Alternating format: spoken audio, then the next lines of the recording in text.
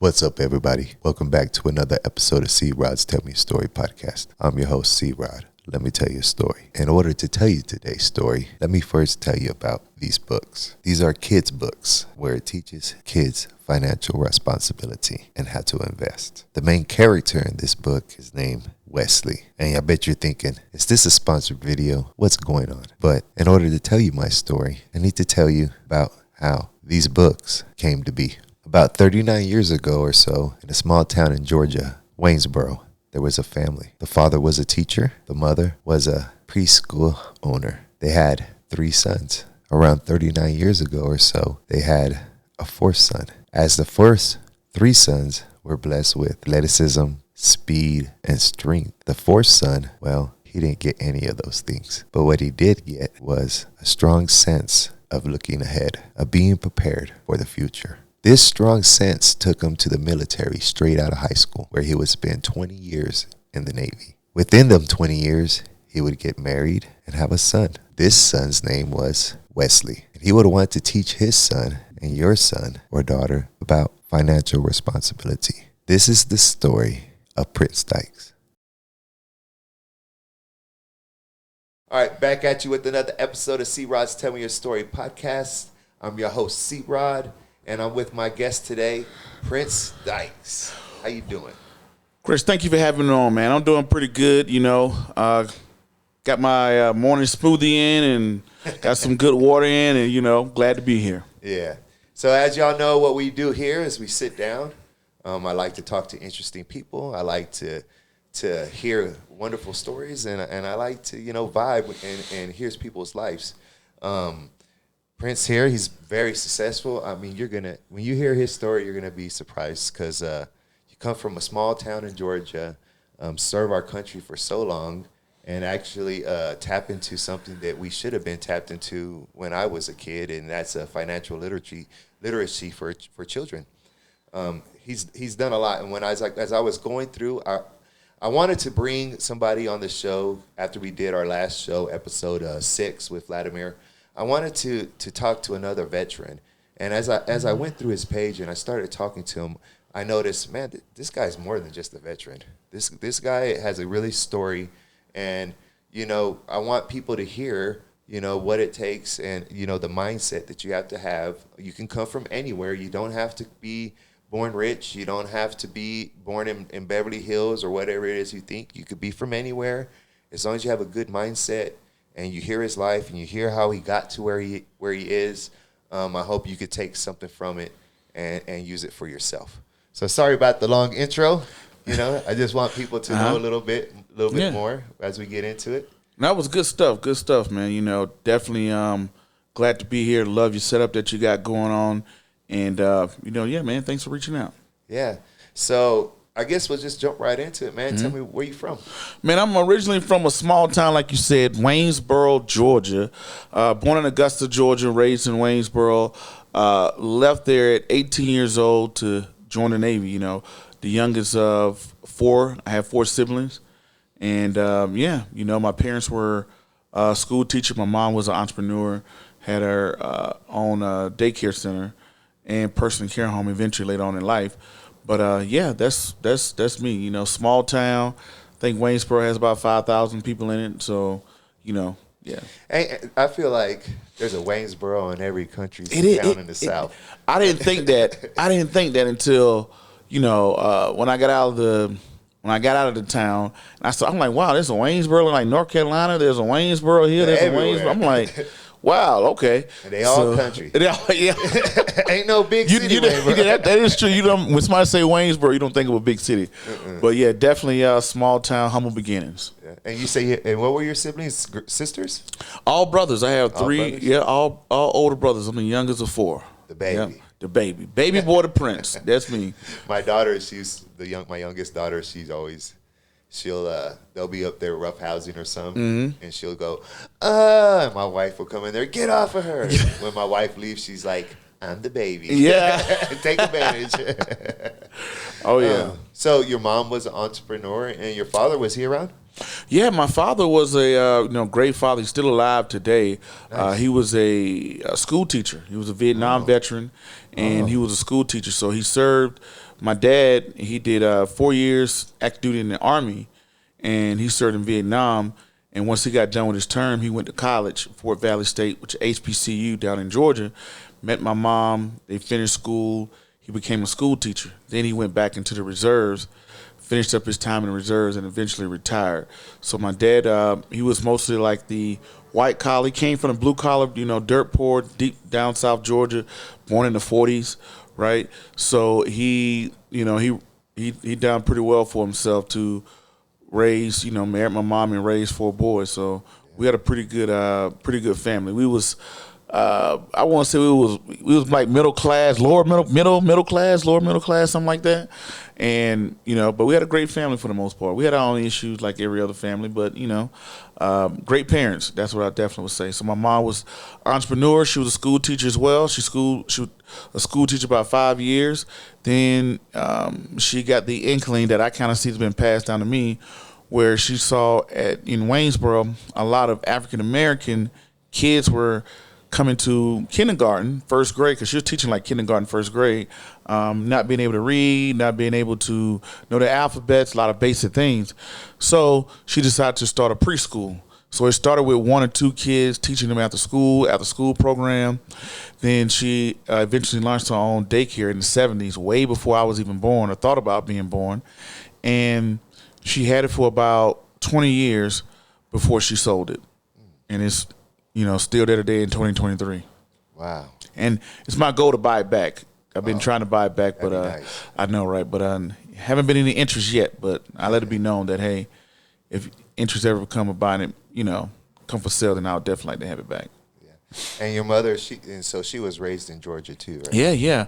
My mother and father are both from deep South Georgia. My mom is from Quitman, Georgia, and my dad is from Cordele, Georgia. Deep South. They was born in the 40s. They had pretty big families as well. So my mom's side of the family was mostly school teachers. My dad's side of the family was mostly school teachers too. Oh, wow. So it's a lot of school teachers. Now, my granddad was a farmer. I don't know how he sent 5 kids to school to graduate. I don't know what he did, but that's where I got my name from. His name was Prince. So my mom passed it down to me, so that's where I get the name Prince from. So your dad probably had really good work ethic. Oh yeah, growing up on the farm, Yeah, my mom was mostly on the farm. My dad was mostly on the kind of like the city side. I see. So he grew up, pretty poor. No AC. No car, stuff like that. Coming up in the deep South, they had a lot of struggles at that time, especially being black at that time and from deep South Georgia in the 40s. Yeah, they had a lot of different struggles going on. But him and his sister, my aunt, he went off and became a school teacher. She became a principal. So they all both ended up going off to college and graduating, even though my grandmother didn't even have a high school diploma. My grandmother or grandfather didn't have high school diplomas. So they definitely had that strong work ethic from my grandmother, who was tough as nails, right? She was tough as nails, used to walk to work, That was in that era where they walked to work, walked to school, and walked back home and things like that or whatever. And I walked 20 miles in the snow. I walked 20 miles in the snow, in the heat, in the rain. I couldn't go to school. I had to work on the farm this week. That was literally their story. So, so my dad to go off to college and to go off and do what he's done so far in life, that was a huge jump for him.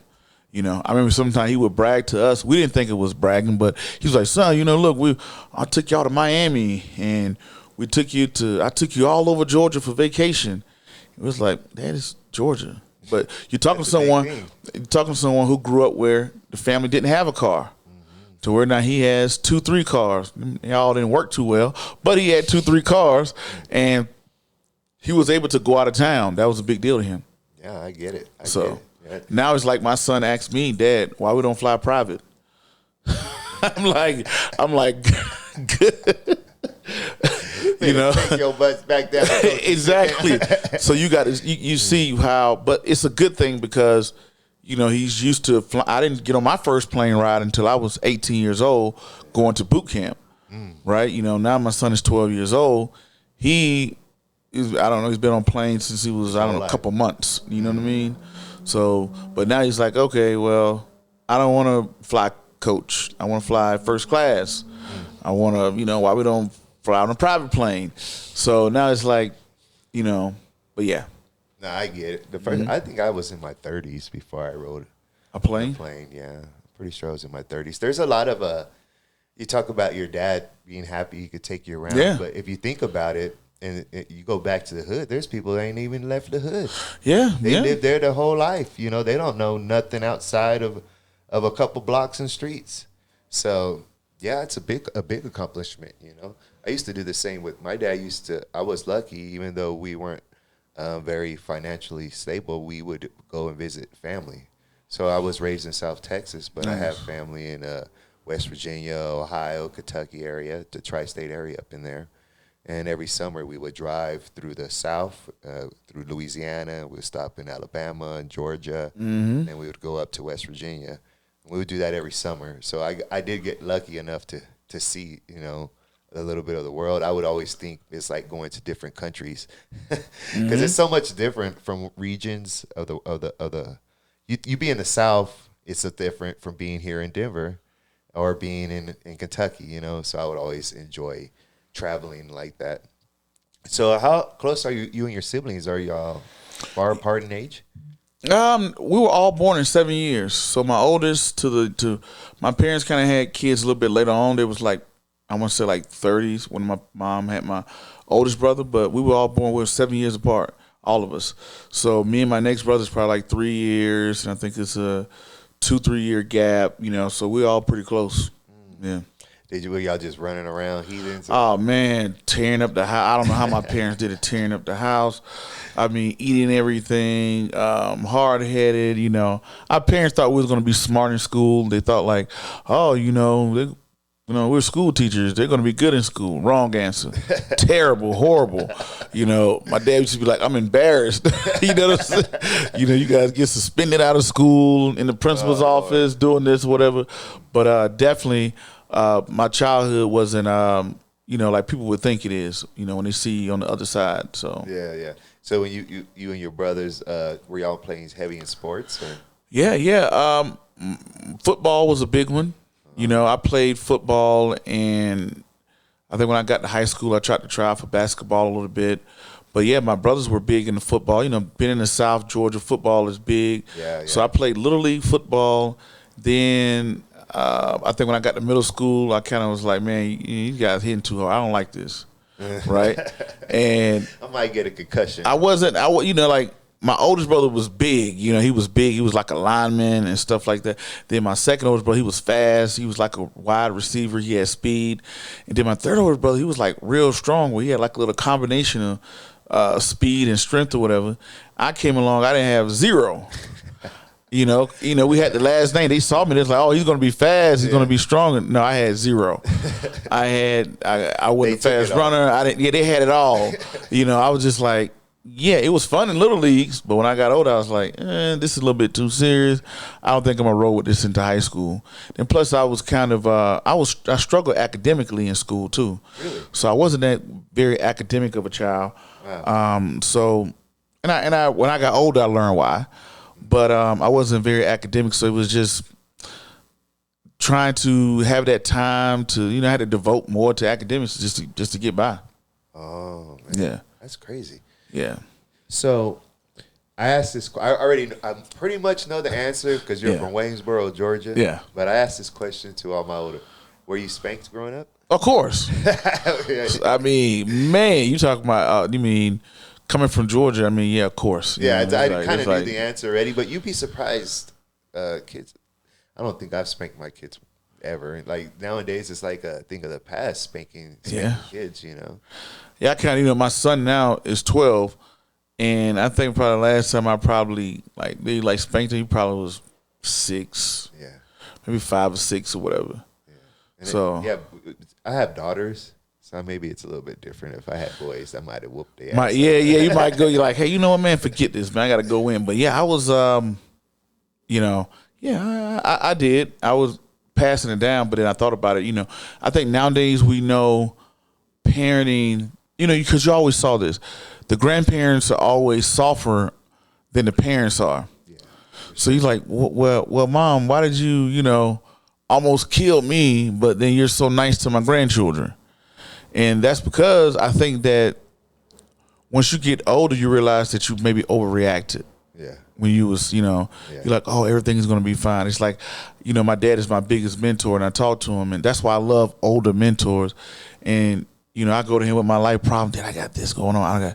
He said, oh, don't worry about it. It'll work out or whatever. But I remember him, he was stressing when he was going through those things. But when he gets older, he was teaching me, he taught me that ups and downs are part of life. Yeah. Struggles are part of life, right?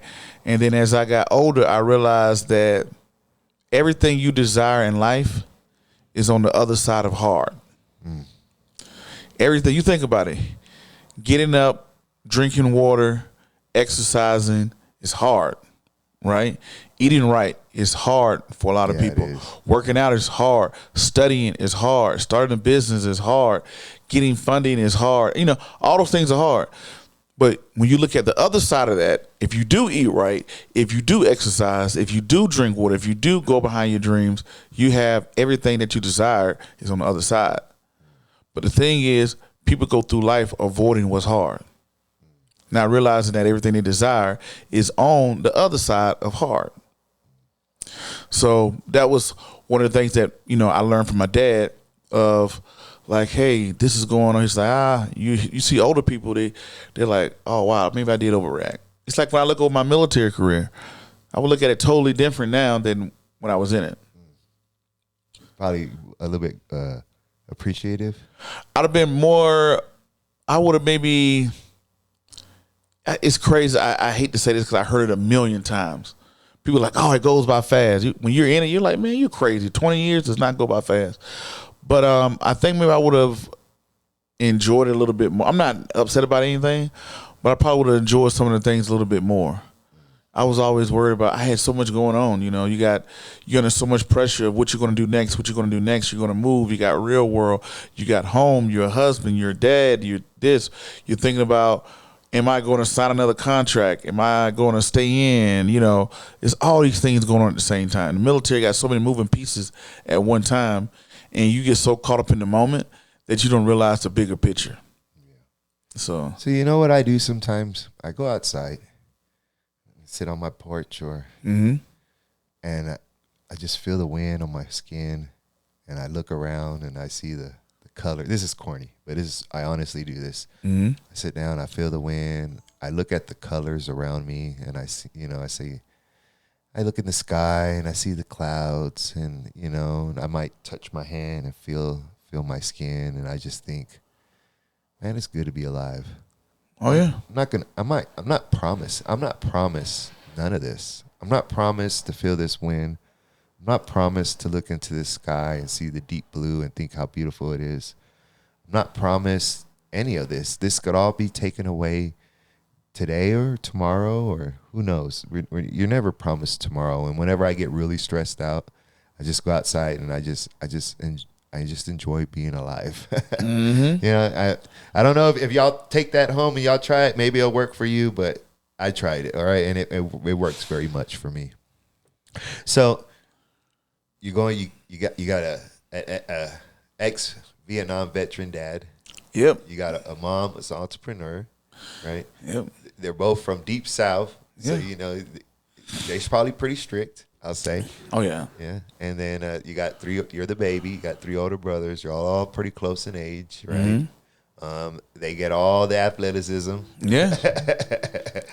And then so I stole this. You ever heard of Patrick Ben Davis? Does a Valuetainment podcast. He's been on my podcast. Has he? Okay, yeah. So that's nice. I stole his question. He has a question he always asks. I asked it because it's a great question because you can learn something. What kind of guy were you in high school? Kind of guy I was in high school. I was, I'm actually married. My wife, we met in high school too. But if I would describe myself the type of guy, I guess I wouldn't say I was a popular guy, but I wasn't like a nobody guy. So I was kind of in the middle. I would say I was the type of, I wasn't a cool guy. I was kind of bland. I didn't have any, like some people kind of got a thing like, hey, you're either popular, you're athletic, you're smart, you are, Troublemaker. You're troublemaker, you're a class clown, you're cool or whatever, you're a bad kid or whatever. I was moseying in all of it in a little bit. So I would say, I don't know how you would describe it. And I would say that probably would maybe hurt my confidence in high school, right? Because I didn't have a quote unquote identity. Like everybody has an identity, like, hey, I'm the jock, or I'm the, I did stuff like I was part of the chess club. I think and later on I did cross country and track just to get ready for the military. But I was kind of moseying around. I mean, I got in some trouble. I went in principal's office, but I was just kind of middle of the pack. I wasn't smart. I wasn't athletic. I wasn't academic. I wasn't the cool guy, but I wasn't a nerd. You know what I mean? I wasn't a weirdo. At least I don't think I was. Just an average kid. Just average, kind of finding your way. You know what I mean? That's what I would kind of describe myself. So was high school, so it was hard for you? No, high school was a little bit more, a little easier for me than it was middle school. Because middle school and elementary, it was a lot of supervision. It was a lot of as soon as you do something wrong, somebody was on top of you, right? Versus when I got to high school, I eventually started driving to school every now and then. Then I got a girlfriend. That was kind of cool. So some people, when I ask my wife, other people, some people, you just get a different story. Some people are like, oh, you was kind of a class clown, and some teachers would probably say that, and but I definitely was not academic. I didn't live my full potential in high school at all, zero. Didn't have the confidence. Confidence is big, isn't it? Big. That was one thing. In high school, it was kind of looking back on it. It was kind of shuffling to where you was going to be in life. So at that time, it was like, okay, these are the college prep kids. These are the kids that are preparing for college. Then you had the tech prep kids. The tech prep kids were the ones that was going to technical school. That was the second category.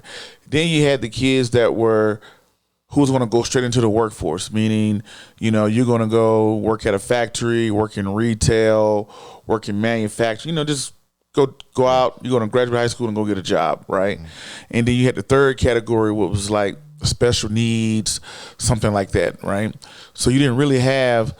So me, I was in that category of going straight to the workforce. Hey, this guy's probably going to go maybe tech school if he's lucky. So you're telling me they got the jocks? Yeah. They got the cool kids. They got the nerds. They got. Are you allowed to say nerds? No, I don't know. I might have offended. Oh, I don't. Yeah, I know, right? People. I don't want to offend nobody. But you got the gangsters, And then you said you were what? I was kind of in the middle, Average. Yeah, just average, middle. I kind of knew some of everybody. Yeah. Knew some people that was in all those categories, but that I was kind of middle of the pack. Did you have a bunch of cousins in the same town as you? No, my cousin in that town, they did have a lot of family was related, but I didn't have that much family because my parents moved up. That's my dad when he graduated college. His first job was in Waynesboro, Georgia. So he moved to Waynesboro, Georgia, was like 4 or 5 hours away from his hometown, and my mom followed him. So most of my family was like 3, 4, or 5 hours away. My mom and dad was up in Waynesboro because that's where they got their first job. So didn't have a whole lot of family there. So you're in high school. You got a girlfriend. Driving back and forth. Yeah. You graduated, right? Yeah. Then I worked at Domino's Pizza. That was my first job. Oh. Yeah. I was delivery or in the kitchen? I was in the kitchen. Making pies, flipping the pies. I learned how to flip pizzas and stuff like that. Slap out pizzas, stuff. But that was my first job, Domino's Pizza. When I was 16 years old. Did your parents make you work, or did you just decide? Man, I didn't have any school clothes. I wanted school clothes. I wanted my own stuff. I needed gas money. My parents wasn't, they give me a little bit, but they wasn't overly supportive with it, so they kind of put that drive into I wanted my own. So I went out and got my first job. Nice. And so since your dad was a military veteran, did your brothers go to the military too? My second oldest brother did. My second oldest brother went off to the Army National Guard. Yeah. Oh, okay. And so How did that come into your mind? Like, was it something you wanted to do as you were in high school, or did you just? Well, the first thing was I saw my oldest brother. He didn't go to the military. He went to college. He went to college, failed out, came back home. Right? He come back home with a lot of video games, CDs, and then he just went and kind of like got a regular job. My second oldest brother went on to the military, and he practically never came back. You know, live wise, he would come visit or whatever. But he went off and eventually went off to school, got married, had started his own family or whatever. So I'm looking at my oldest brother at home, asking mom for money, working a local job, being a local guy. But then I noticed something. When you move away from home, you get more respect when you come back home. That's what it felt like. It's like my mom would say, "Oh, your brother's coming home," so she would cook, and it was like an occasion when he came home, right? Because we hadn't seen him in a while, even though he was only like an hour or two away, right? But it was like my brother that was there every day. It was just like, yeah, he back. Yeah, okay. Oh, make sure you take out the trash and do this. You need to go do that, right? So I kind of had that long enough, like, man, I want to get away, but I have flat feet. So at the time, I always was told if you had flat feet, you can't go to the military. That's what I was always told. Yeah, you got flat feet. So I got extremely flat feet. So I was thinking, hey, military is off limits. So my third oldest brother was trying to go into the military, and he may not want to tell anybody this now, but at the time, he was so caught up in his girlfriend, he decided not to go, right? So, and he was struggling with the ASVAB, taking the test, and he was just like, man, he told a recruiter, I know my little brother, he can blow this test away. Recruiter comes to me, he's like, who's your little brother? I still talk to my recruiter to this day. And he was like, Prince, man, I know you can pass this test. So the recruiter came over to my house. I had no inkling, I had no desire, none of that, right? And I remember what he did. He said he had me take a practice ASVAB exam. And I had scored pretty well on it or whatever, right? And he got a piece of paper, and he had a blank piece of paper. He drew down the middle. He said, you without the military, you with the military. I'm like, okay. And he said, okay, first thing is you graduate high school, because I was a junior, getting ready to go into my senior year. He said, you go, how are you going to pay for college?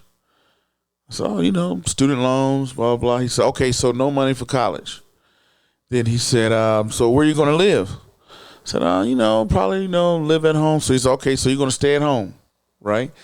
Well, with your car, how you going to get gas money? How you going to, eat and stuff? I was like, well, I'll probably get like a little job, maybe at a Hardee's or fast food or whatever. So you're going to work 9-to-5 job. What about your health insurance, life insurance, the benefits? Oh, I don't know. What about you graduate college? How you going to get experience? Maybe I'll get a little job or whatever. He's like, okay, cool. So then he went back to the military. He said, okay, well, if you go to the military, one, you get to join a brand that's bigger than you. Everybody know what the United States Navy is, right? So he's like, two, you get to leave home. So you leave home, you're going to get paid. Your schooling is going to be paid for. You're going to have health care. You're going to have life insurance. You're going to have XYZ, right? You're going to get to travel the world, see the world. You get to serve your country. And, he started telling me all the places he'd been. And you get to go to school. To me, it was like, man, he put them side by side. Which one you want? Seemed like it was a no-brainer, huh? Yeah, I was like, man, he said, look, you're not academic, so you're not going to get an academic scholarship. You're not athletic. You're not going to get an athletic scholarship. What are you going to do? I'm like, wow. And he was like, that car you driving, how long you think that car is going to last? I'm like, man, when it breaks and it tears up, how you going to fix it? How you going to get the oil change? You know what I mean? So it was just like real life being bestowed upon me, and it's being broken down into two directions. And then I got that desire to want to go. So, me being from a small town, I didn't want to stay in that small town because I was watching my brothers. I was younger, so I had two blueprints. I was just like, when you left and you came back, everybody was like happy to see you. Everybody was happy to see you. It looked like you looked a little bit better, like your hair looked a little bit better. When I didn't know what, because, now we have social media. You can follow everybody. Back then, we couldn't follow everybody. You don't know what's going on. You don't know what's going on. Now, I get to see you. Like, it's people in my hometown who will see this interview. Yeah. They would say, hey, man, he's from Waynesboro. He's up in Denver. Yeah. Right? what is he doing there? How they have mountains, they have this, they have that. So you can kind of see it now. But back then you didn't see. I would just see people come back, and it would just seem like life just seemed to be so much better for them. So I got that desire to want to leave, and that's how my recruiter got me. So you were, as a junior high school, they had me. You knew you were leaving. I was leaving junior high school. That summer of my junior year, going into my senior year, they took me off the maps, and I was in the delayed entry program, where all I needed was to finish my high school diploma, and I had a ship date. So when I started my high school, my senior year, I already had a ship date of June 4th, 2003. That was my ship date. So I knew that going in. So all I had to do was keep my nose clean. I needed to lose some weight. I was a little chubby kid a little bit. So I started running cross country. I started dieting. Because to me, the military was all I had. That was my only way out in my viewpoint at that time. Because I wasn't academic. I wasn't athletic. So it's like, how else do I get out of here? So the military was the only place that was offering the opportunity. So I took it very serious during my senior year. So I lost a bunch of weight. I got my wind up. I could run, push-ups, sit-ups. I was ready to go for boot camp. Tell me about Navy boot camp. Oh, Navy boot camp, to me, what made it tough for me, because it was my first time on a plane. I landed to O'Hara's airport. I'm trying to, so everything was just new. I just went on the first plane, first time being this far away from home by myself. So getting into the airport with the paperwork, I think I went with one or two other people. I was the leader to take the paper, find where we were supposed to go. I found where we were supposed to go, because they had like instructions like, hey, when the plane land, we weren't supposed to leave the airport. It was supposed to go to some particular gate. Then we were supposed to get to the gate, look for somebody. And I never forget it. I'm looking around like following. It's like, it's like almost like a treasure hunt. Like I'm in the airport in Chicago, and it's like, make a right, make a left, go here. And I finally the airport. I never been to Chicago. Yeah. Pretty big, pretty nice sized airport. So I get there, and this is big for me. I just graduated high school 2 weeks ago. I'm 18 years old. I just got off the plane for the first time. This is my first time being in an airport. So here I am following this piece of paper. I think I finally get to the place, and I was like, hey, is this the blah, blah, blah? And the guy looks at it. He starts yelling at me because it was the right place. So I didn't know. So I'm like, yo, what is this guy doing? He's like, get over there and stand at attention and shut up and da-da-da. So he points me into this room, and we're just standing there like, I'm like, okay, I think this must be it. So it started at the airport. Well, I wasn't expecting. I was thinking like, hey, somebody's going to be here to help me, show me where we're going, or whatever. Yeah. But no, it started at the airport. I get to this room. They're like, get in there and shut up and be quiet and, da-da-da, don't speak unless you're spoken to, all that type. So that was the first. So everything was so new. I never met these people. I don't know who these people are. Then we all get on a bus. They tell us, don't look right, don't look left, let's look straight. We get onto this bus, and we get on from the bus. Then we drive out to boot camp. I mean, to the, it's probably like, I don't know, 30, 40-minute drive, I would guess it was.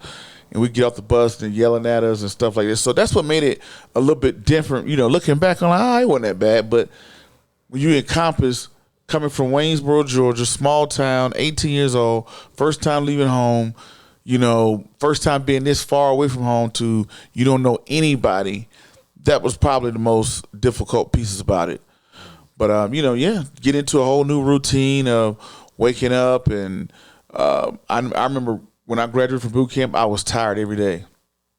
I was tired. Every day I remember I could never get enough sleep. Running you and exercising you? Or? Well, that was what I was used to. I was used to eating late, staying up late at night, munching around all the time. I mean, man, I was going in there 4 or 5 o'clock. That's our last meal for the day. No snacks. I'm like, whoa. So I'm like, at the 4 or 5 o'clock, they're like, oh, we had dinner, so here we are. Right? So I'm looking like, so I'm starving. We go to bed at 10 o'clock at night. We don't wake up until 8 o'clock in the morning, I think it was. So, I think we do 6 o'clock, 5. But to think about it, when you go to bed at 10 o'clock, you had to iron all your stuff. Then you had to wake up early. They ready to go by 6. They don't want us getting up at 6 or whatever. So it felt like I was getting 4 or 5 hours of sleep. Felt like I was hungry. So, but yeah, That's what I remember. I've been sleepy and hungry the whole entire time. When you're in boot camp, and then you're away from home, and then you finish. How long is boot camp? Boot camp was like 2.5 months. Oh wow, 2.5 months. I think it was like 8. At that time it was like it's like 2 months of actual training, but it's a little bit more. It's just about 2.5. So you get there, you got to go through stuff. So those days don't count, which they called back then your P days.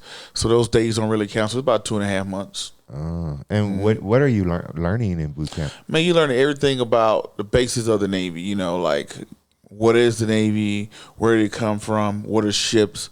What type of ships? What type of planes? The lingo of the Navy.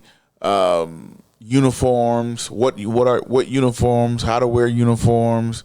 How uniforms are supposed to be done? The different rank structures. So just give you that basic knowledge of the Navy. So yeah. And when you're stationed, so like I told you, my dad was in the Navy. I can remember him always going out to sea. Do you go straight out to sea, or do you go to like a station, after basic training is complete, now you have to go through your A school, which they call. Now you got to have a job. Now you're like, okay, you're a basic sailor, but now you got to have a job. Now maybe you might be an electrician, you might be a nuclear person, you might be a missile tech, you might be a logistics person, whatever it is. So at the basic, now you go off to school.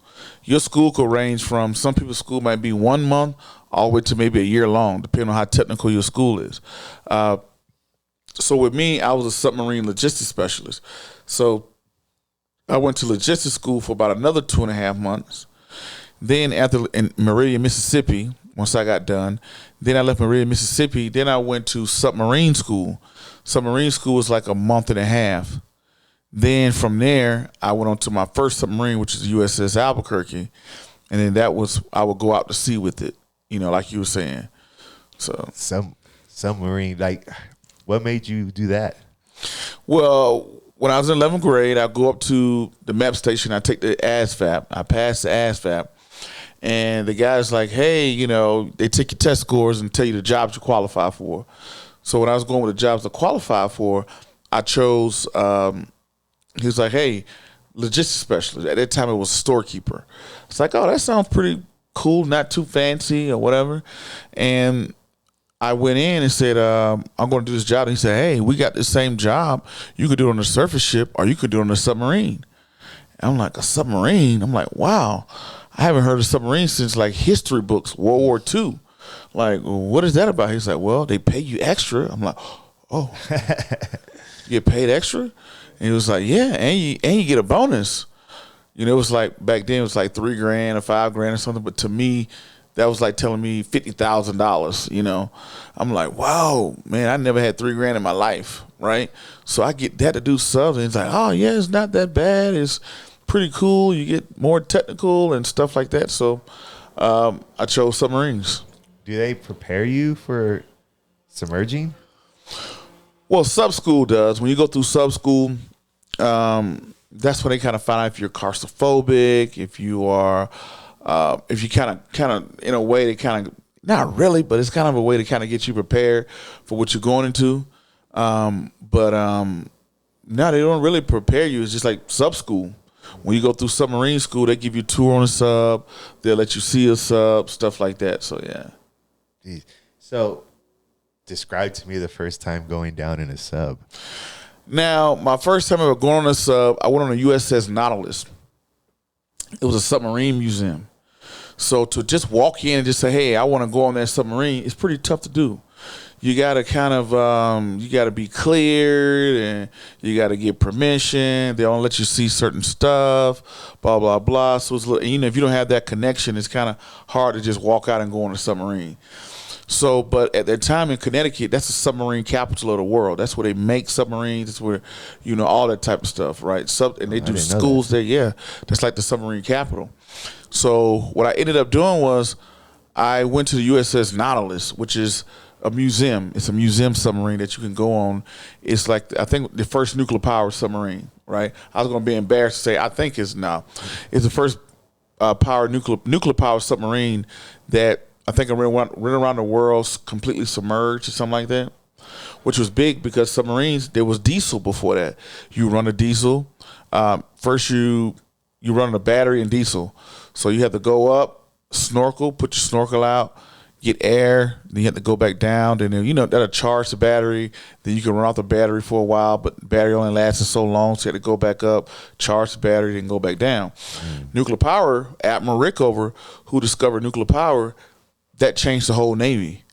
So now submarines can stay down as long as forever, essentially. The crew is what make a submarine come up. So it was a museum. So I went in there and I went on a museum and it was like extremely tight. I'm like, wow, man. But I kind of had that drive of like, I want to be successful. Like, I want to show people, nobody in my family has ever did submarines or was a submariner. So let me get back on, let me fight for this. So I fought for it and went through with it. And that's my first time down. And my first time going out to sea on a sub, I got seasick. I got sick. This is the funniest part. So I get to the submarine. I done went through boot camp, logistics school, submarine school. I finally get down to the sub. I'm like, man, finally time to do my job, stuff like that. So I'm doing my job. One day I meet my chief, and it's probably maybe a couple weeks there. He's like, hey, yeah, tomorrow I need you to go muster with this other chief. I said, oh, okay, cool. Next day I go in, I go muster with this chief at what time? And he's like, what are you doing in that uniform? Pretty much they sent me to go be a crank. That's the old school way. A crank, when you get to a ship or a submarine, what they call FSA now, a food service attendant, you are pretty much a do boy for the crew. So you serve the crew, essentially. But it's your way to meet the crew, right? You get to meet everybody on the crew. So they get the new guys to serve the drinks. The new guys are the ones that do the dishes. The new guys are the ones that mop up the floors. Nobody told me that. So I get there and I'm like, I'm in there washing dishes and I'm like, man, what did I decide, getting drinks. Hey, what would you like to drink? Oh, get them in their drinks or Kool-Aid or whatever we had up there, milk or whatever, making sure we had milk, making sure I made the drinks, making sure they had condiments, doing all of the stuff, So, but yeah, I would go back to boot camp. One of the things I learned at boot camp is how fast you can eat. That's one of the biggest things I learned. They were like, guys, you got 10 minutes to eat. And we're like, what? I'm like, 10 minutes to eat? This is crazy. So, but it's kind of funny. After you're in boot camp for a while, 10 minutes is like forever. Oh. Because you're not allowed to talk, right? Yeah. And it's like, hey, when you first get there, you're like, oh, you're trying to shove this down. But after a while, you're like, man, 10 minutes is more than enough, huh? We all sit down, we all prepare our food and we sit down, we eat, and man, 5 minutes later, everybody's like, when we got towards the end of boot camp, everybody's like, dude, we just killing time. But in the beginning, 10 minutes was a lot. I remember having 10 minutes to eat. I first heard that, I'm like, man, this is crazy. But yeah, if you're not talking and you're not allowed to look around or whatever, just eat, 10 minutes is forever. You can eat a meal in 10 minutes. So what is the feel? I can imagine myself just being in a sub and then going down. Does it freak you out? When you're doing a dive, it's a dive procedure. You're going through a procedure of diving. When you're on top of the ocean, the submarine looks big when it's in port. But it gets to the middle of the ocean, look like a little toy. It's like a drop, like a dime in the middle of the ocean. Wow. So you got in the middle of the ocean, it's just you're on your own. There's no funeral home. There is no police department, fire department. No one is coming to save you. Only a small percentage of the world even knows you're out there, right? So you got to think about there's submarines right now underwater doing all type of missions. There's only a handful of the population in the world that even knows you're there. So if they have a fire, flooding, anything, there's no calling the ambulance, 911, or hey, I need help because somebody can help. No, you're on your own. Mm-hmm. So when you're out there and the submarine is just rocking, moving back and forth, and it's rocking when it's on the surface. And when I'm there, I mean, I got extremely sick. Yeah, because I could have took the motion sickness pill. But everybody's like, oh, you're not going to need that. Once we dive, we're not going to be on the surface that long, Wrong answer. So I got motion sickness my first time. And I'm the one I'm trying to mop and clean and scrub the floors and do all this type of stuff. And I'm motion sickness. So I remember my first time going out wasn't good. Once it went under, a submarine is not too far from an airplane. Submarine is just as sophisticated, if not more, than a spacecraft. Wow. Like NASA. When you think about those two, they're about the same. Wow. Because if a spacecraft makes a mistake, it explodes, right? Same thing with a submarine. Yeah, you're gone. You're going to, you got an ocean that's there waiting for you to make a mistake. Waiting, and you're going to pay with your life. Do they have windows? No. Can't see out the ocean. Now, commercial ones like, because you're down there, you're doing a mission. People don't go down there and be like, oh, and we're going so deep to where you probably won't be able to see that much anyway.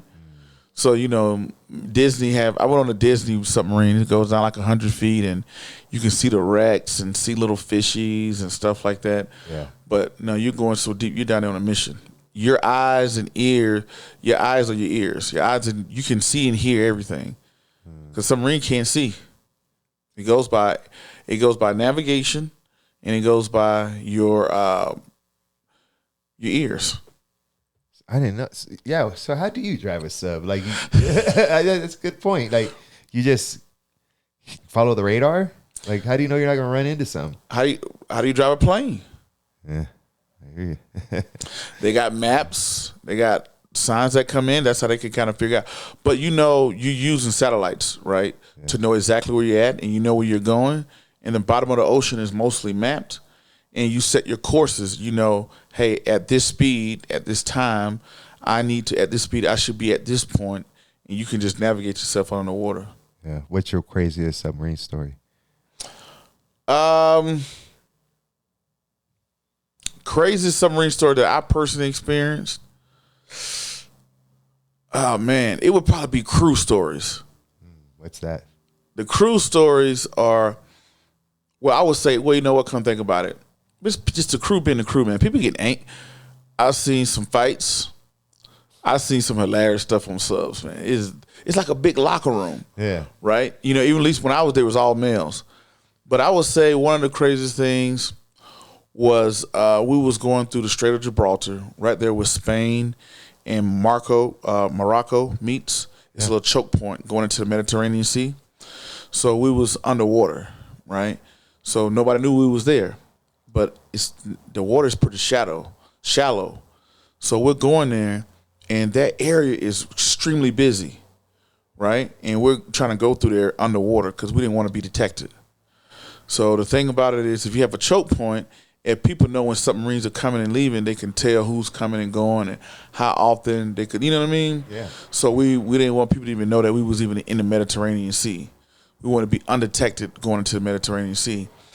But I remember the water is so shallow that I remember I could hear people on top of us, like the boats going and stuff like that or whatever. And one time I remember we got ran over, right? Because I was sitting on the sound to see what was what or whatever.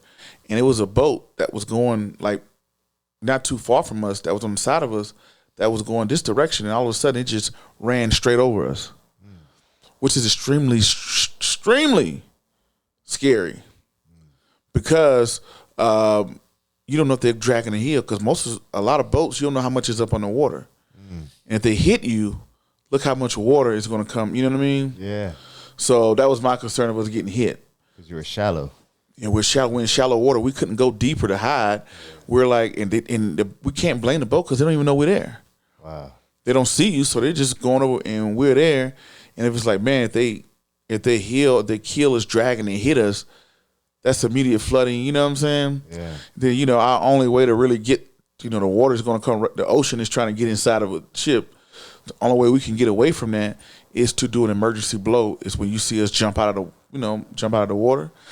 And if you see that happen, that's not always a good thing because you don't know what's on top of us. Submarines have killed people doing that. Wow.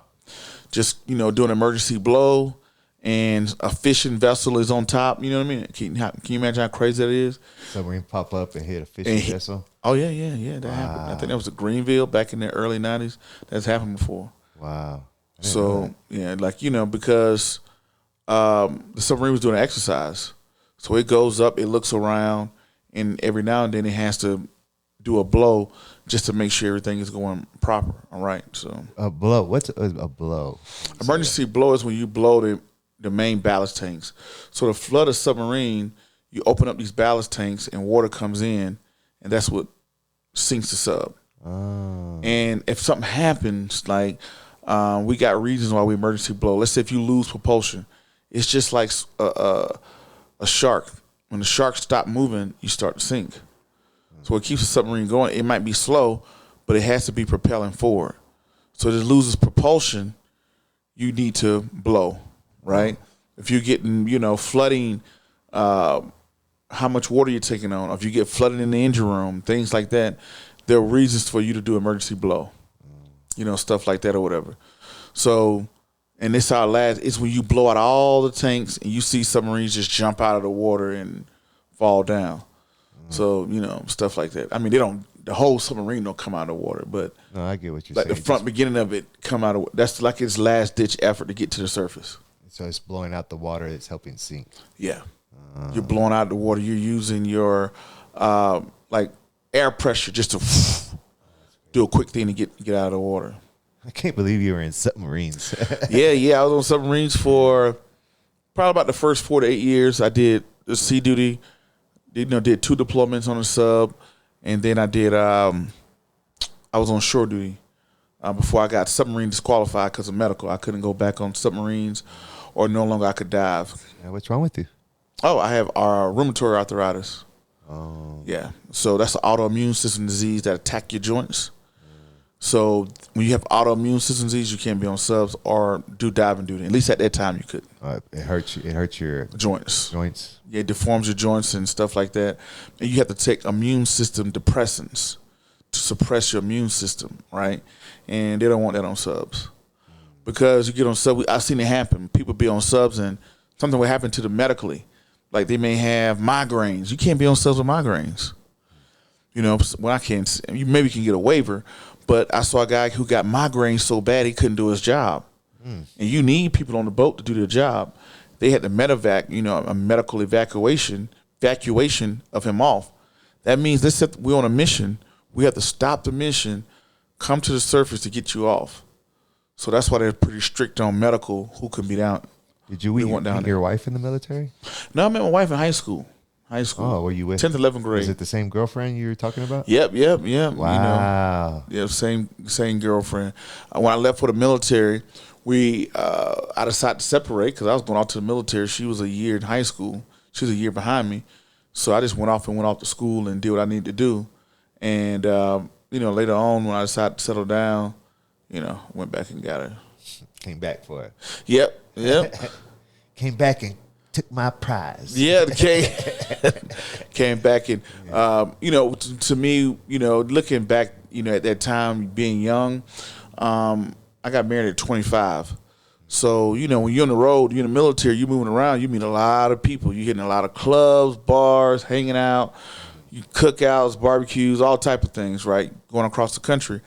But one thing that was important to me was when you're doing well for yourself, it's easy to get people to want to be around you.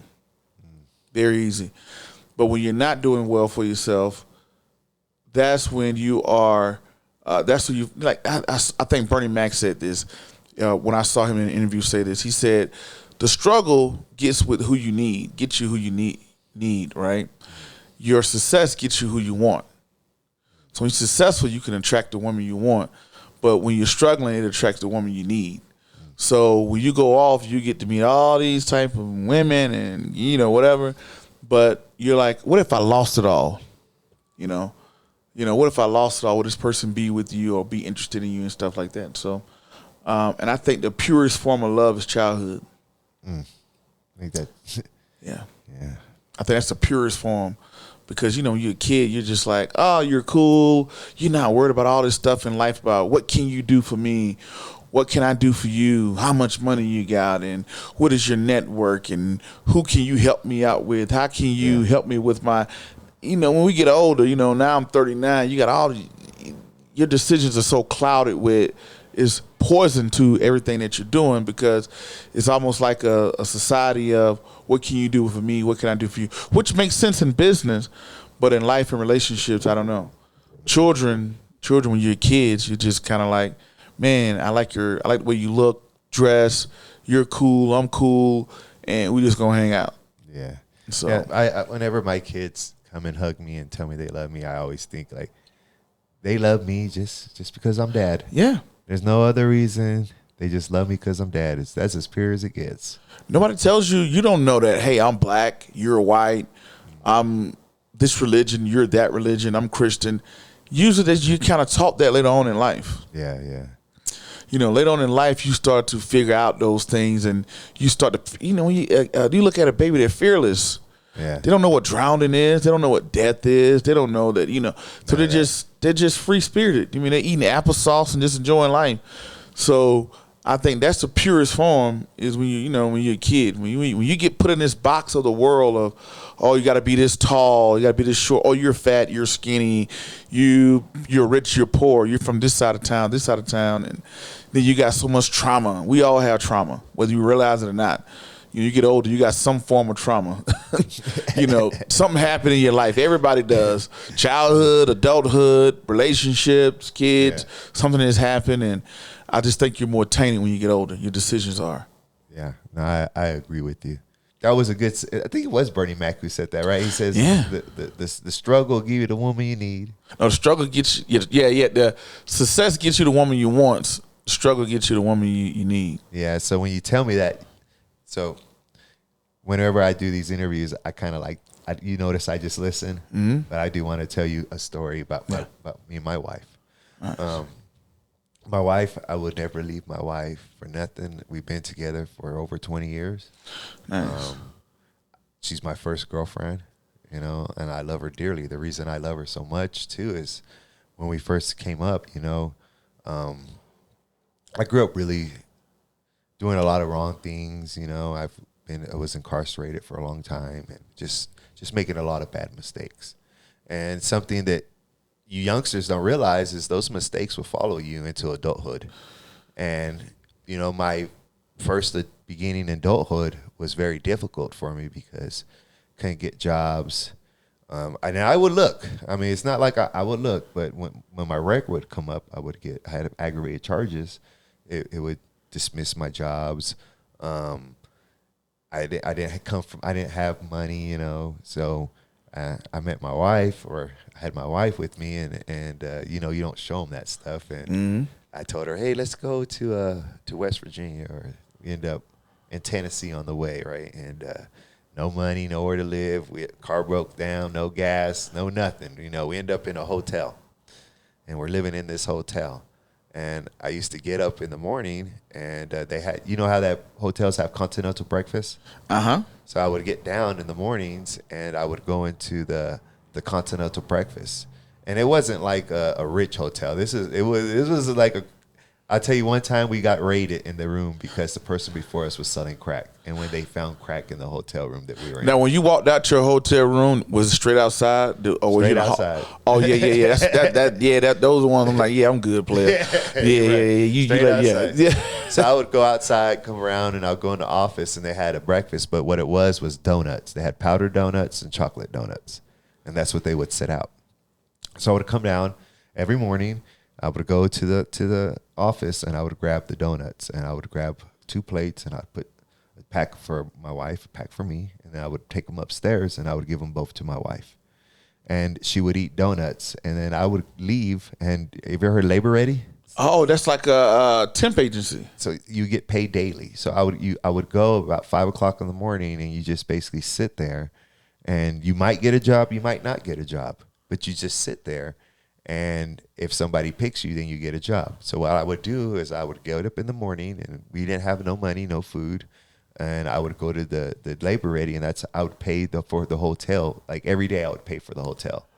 And that's how I would pay for it. And I would leave her the donuts, and she would eat the donuts while I was gone working during the day, trying to collect that money so that I could bring home money so I could pay for hotel, and I would buy a dollar burger from McDonald's, and I would bring her a dollar burger, and she would eat that in the evenings. And days I would go, we did that for a long time, and then days that I wouldn't get a job, because you're not guaranteed a job at Labor Ready. You know, that there'd be a crowd of people and got one job, you know, and everybody go up there, whatever. Days I wouldn't get a job, I would go and I would get a Kroger's bag. Or over here it's King Soopers, but you're from Kroger. Yeah. I get a Kroger bag, and I would go and I would knock door to door, and I would look in people's backyard, and if they had animals, you know, I would knock, doom, doom, doom, doom, and they would come to the door, and I'll say, "Hey, my name's Chris. I'm new in your neighborhood. I'm just going through the neighborhood, and I'm doing waste disposal. I noticed you had 2 big dogs in your backyard, and right now we have a special going on, and I would clean up the waste in your backyard for $5. And I would knock on 100 doors, and I would get $5, you know. And then by the time I would get enough money to pay for my hotel and buy a few dollar burgers, then I would stop. And then I would go home, and I would bring the dollar burgers to my wife, and then she'd be like, "You smell," you know. I'd be like, "Oh, I did drywall today," you know. I never wanted to admit that I was picking up shit, you know what I mean? But wow, you tell, you know, not a lot of women would stay with you through that. Yeah. You know what I mean? Now, how long did you do this? Oh, man. So I did it for about 3 months, and then saved all my money. In a hotel? Yeah, we lived in it. Like I said, we got raided one time. I just got home from work, and we were in the shower naked, taking a shower together. You know, we're young in our 20s, and we were taking a shower together, and cops came and raided us, pulled us out butt naked. You know? Woo, man. Yeah, and I said, "I don't know, man." I said I was covered in actual drywall that day. I actually was doing drywall, and I said, "I don't know. I just got this hotel. I don't know what's going on." And they're like, "Well, we're gonna search the room." And when they picked up the mattress, it's freaking crack spoons, and wow, and everything else was under the mattress. But the police officers, they knew we had nothing to do with it. They looked old, you know what I mean? Yeah. They could tell. So they cut us some slack. But that's just to tell you, like, the type of struggle. Yeah, the type of struggle. Yeah, that struggle was real. Yeah, so when you told me that story, it made me think of her. And, you know, we might have a big home now, but we used to sleep in at one point when, you know, I didn't always get the money to book that hotel. You know, because I would pay for it. So we'd go back. The laundromat was 24/7, and I drove an 84 Oldsmobile. They don't make Oldsmobiles no more, I don't think. And I would take that 84 Oldsmobile, and I would park in the back, and I would tell her to go to sleep in the back, and I'll stay awake and watch her. So you awake? Yeah, I'm awake. Yeah. And we did that for a long time until I saved all my money. And then I got an apartment, and then I worked 2 jobs for a long time, and then just work my way up to where I'm at now, man. I don't want to get too deep into it. Oh yeah. That's good stuff, man. You know, you definitely, you know, you realize that you got a rider. Because see, when you're doing good for yourself, man, and I try to tell young guys this, it's just harder when you're doing good for yourself, because you're doing good for yourself, everybody wants to be around you. Mm-hmm. You know, your phone is on fire, your emails are on fire. Same thing in business. You know, people, when you have resources, when you're resourceful, everybody wants your resources. Yep. But when you're not resourceful, that's when you'll find out, you know, who is really going to help you get those resources. Mm-hmm. So it's extremely difficult when you are young and trying to figure things out. And once you get older, man, you know, like I always tell people, when the lights are bright, you know, like you got these lights in here, and when the lights are bright, it's really hard to see who's behind those lights, right? It's hard to see what's real, who's real friends, who's real associates or whatever. But when those lights dim, when things are not looking too good for you, that's when you're going to really see who's with you. So I always say, you know, when those lights get bright and you're doing well for yourself and you're traveling, and you're resourceful, everybody wants to be around you. Everybody can't wait till you come home, wait till they see you again. They love to see you come. They hate to see you leave. But when those things are not looking too good for you, oh man, it's a totally different thing. Yeah, it's true. Mm-hmm. So true. So you get 11th grade, decide to go to the military. Yeah. Graduate, 18 years old, take your first flight, hit the boot camp, then go to you do submarine training, hit submarines, then you stay there for 3 or 4 years, and then you do shore. You said shore duty. Yeah, shore duty. Yeah. I leave shore Connecticut duty? And I go to San Diego, California for shore duty. Oh, that's where I was. That's where you was at. What part of San Diego? Sarah Mesa. Okay. Yeah, I was in Point Loma. I lived in Point Loma. It's a submarine base out there. Okay. So I was in Point Loma first, and I lived in Fashion Valley. When I was single, I lived in Fashion Valley, Mission Valley, right there by the Fashion Valley Mall, which was like right down the street from where the San Diego Chargers used to be, where they used to be the San Diego Chargers. Now they're the L.A. Chargers. Yeah. But the Qualcomm Stadium was there, and that's where the San Diego Chargers used to play. And I lived in Fashion Valley, Mission Valley. I got there. That was a good time for me, and I was on shore duty. I was like a warehouse manager on shore duty. And I did that for about a year before they sent me to Iraq. Oh, okay. So you were in Iraq. Yeah, Iraq was a hot topic back at the time. Yeah. So Iraq was supposed to be a quick war. You know, right after 9/11, everybody thought, well, we're going to run in here, slap them around a little bit, and we'll be out of there. And the Marines went in first. Then the Army went and hung around for a while. Then it was tapping on the other branches of, we need more boots on the ground because they was running through troops so long. Like people was over there for a year, coming back, you know, just trying to rotate. They needed somebody to help with the rotation. So that's when they was like, what they called them individual augmentees in the Navy. They was taking people off of shore duty. So when I first got there, they said, hey, you want to go to Iraq? I'm like, dude, I just got off a submarine. No. Right? A couple months later, Senior Chief comes. He's like, hey, you want to go to Iraq? And I said, I was like, no, I don't want to, you know. He was like, well, we got this requirement where we only have 2 of you guys in my job field, logistics specialists. And one of you guys are going to go to Iraq, right? And if you go to Iraq, you're only going to be 6 months. If we pick you to go to Iraq, it's going to be 9 months to a year. So I said, okay, so what is this going to be based off of? How are you going to pick one of us?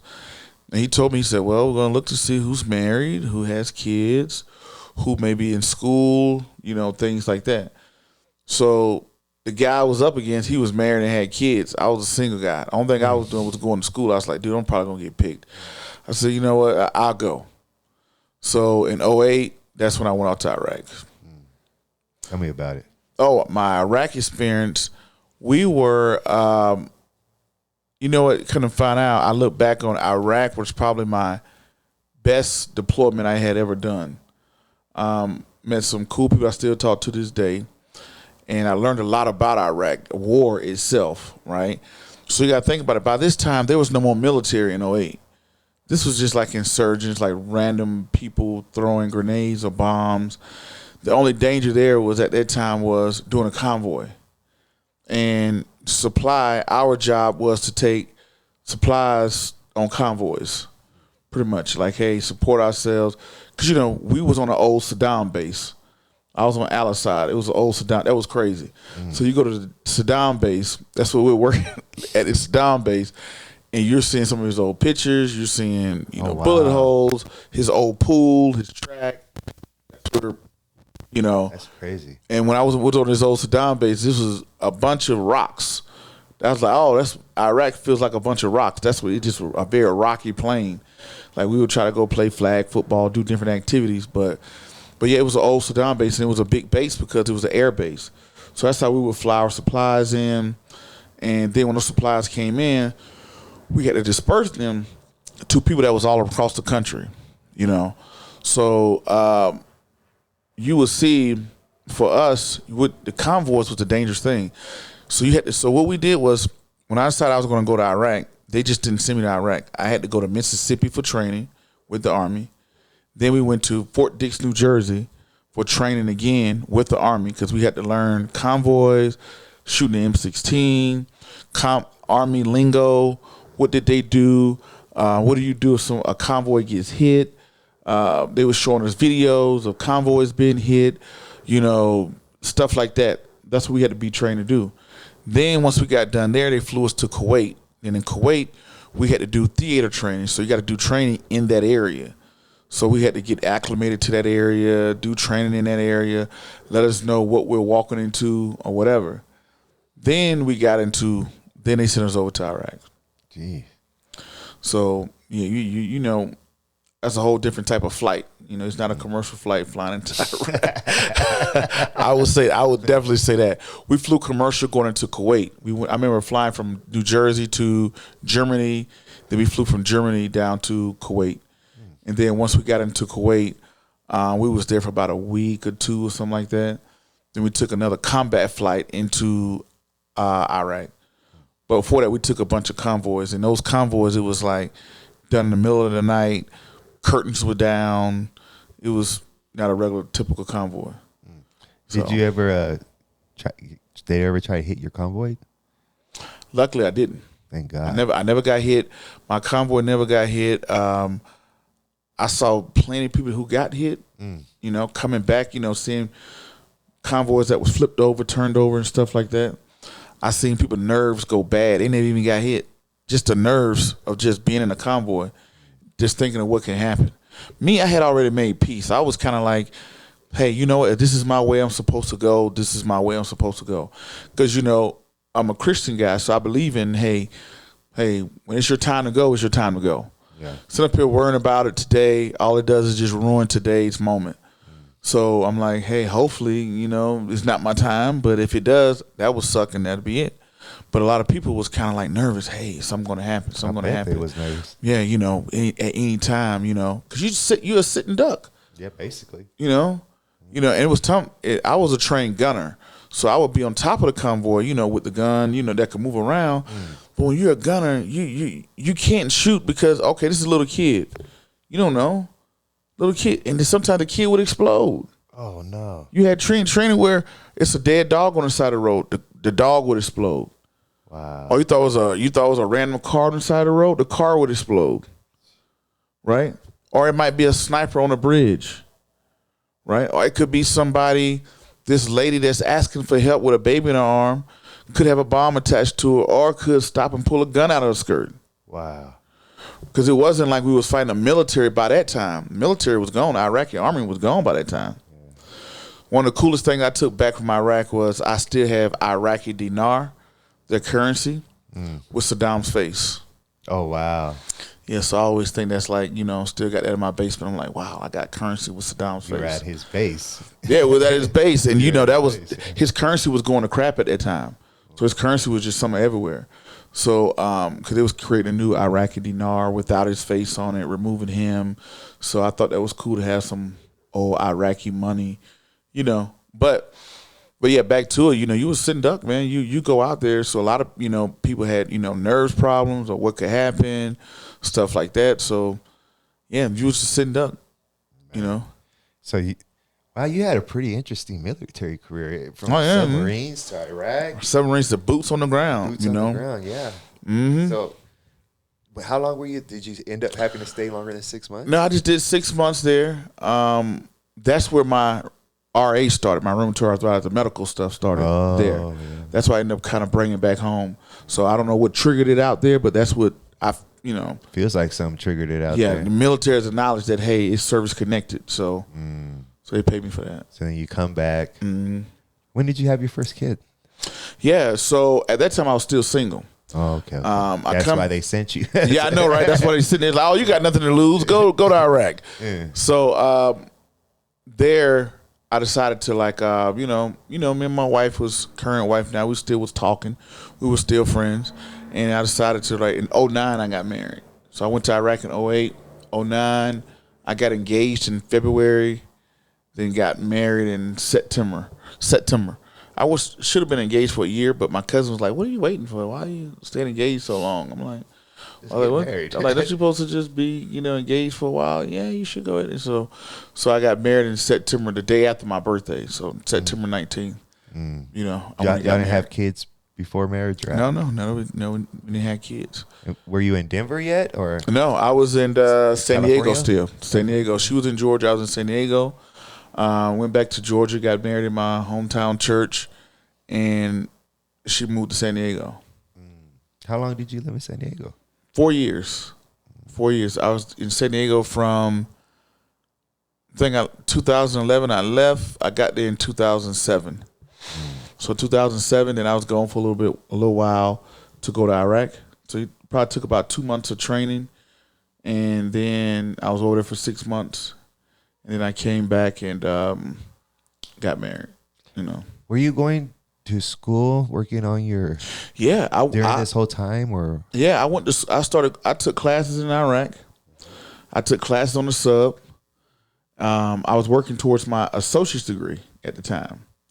So I started off working on my associate's degree. So I took classes on the sub. I took classes when I was in Iraq. I got back to San Diego, and I eventually got my associate's degree in 2010. No, I'm sorry, 2009. Right around that time, I got my associate's degree and got married. And then your mom was, like you told me, she was an entrepreneur, and she put that in your mind. And then so you're going to school in business, right? Yeah, I went to school, got my associate's degree in 2009. Started working on my bachelor's. I think I got my bachelor's in probably 2010. I'm breaking through barriers of what mentally I put in my head in high school. High school, I had the glass ceiling of, man, my dream was to get a double wide trailer on an acre of land. I said, if I could get a double wide trailer on an acre of land, get a concrete driveway, and put bricks on the bottom of it, man, that's what I thought. I'll be good, man. That'll be life. I didn't think about having a home, buying a home. My parents graduated college. That's why they have a home. I'm not going to graduate college. So then that happens. I'm like, I get to a point in life to where wow, I can do a little bit better than that, right? So I was like, well, let me try to, I'm in an apartment. Let me try a condo. Then I got past a condo. Oh, I can get a house now. Same thing happened in life and business. I never saw myself getting a master's degree and I just thought man, maybe I could just work towards an associate's. I'm like, wow, I got an associate's. Let me work towards a bachelor's. Wow, I got a bachelor's. That means that when I get out of the military one day, I'm going to have a pretty good job, right? Then I was like, okay, I can do a decent job. Well, when I got out of the military, how can I get a good job? Went back to school, got my MBA, and I was thinking, then it just got to the level of, I want my own business. How can I start my own thing, right? So it just kept challenging myself. I challenged my way into found myself an entrepreneur. What was your first investment?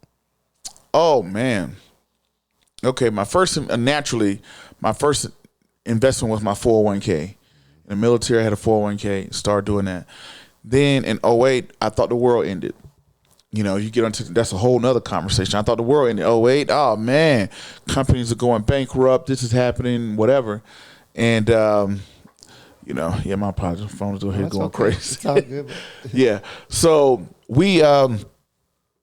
so my first investment was stocks. I brought Verizon stock, the first thing I ever brought, because I had a Verizon phone. I knew what it was.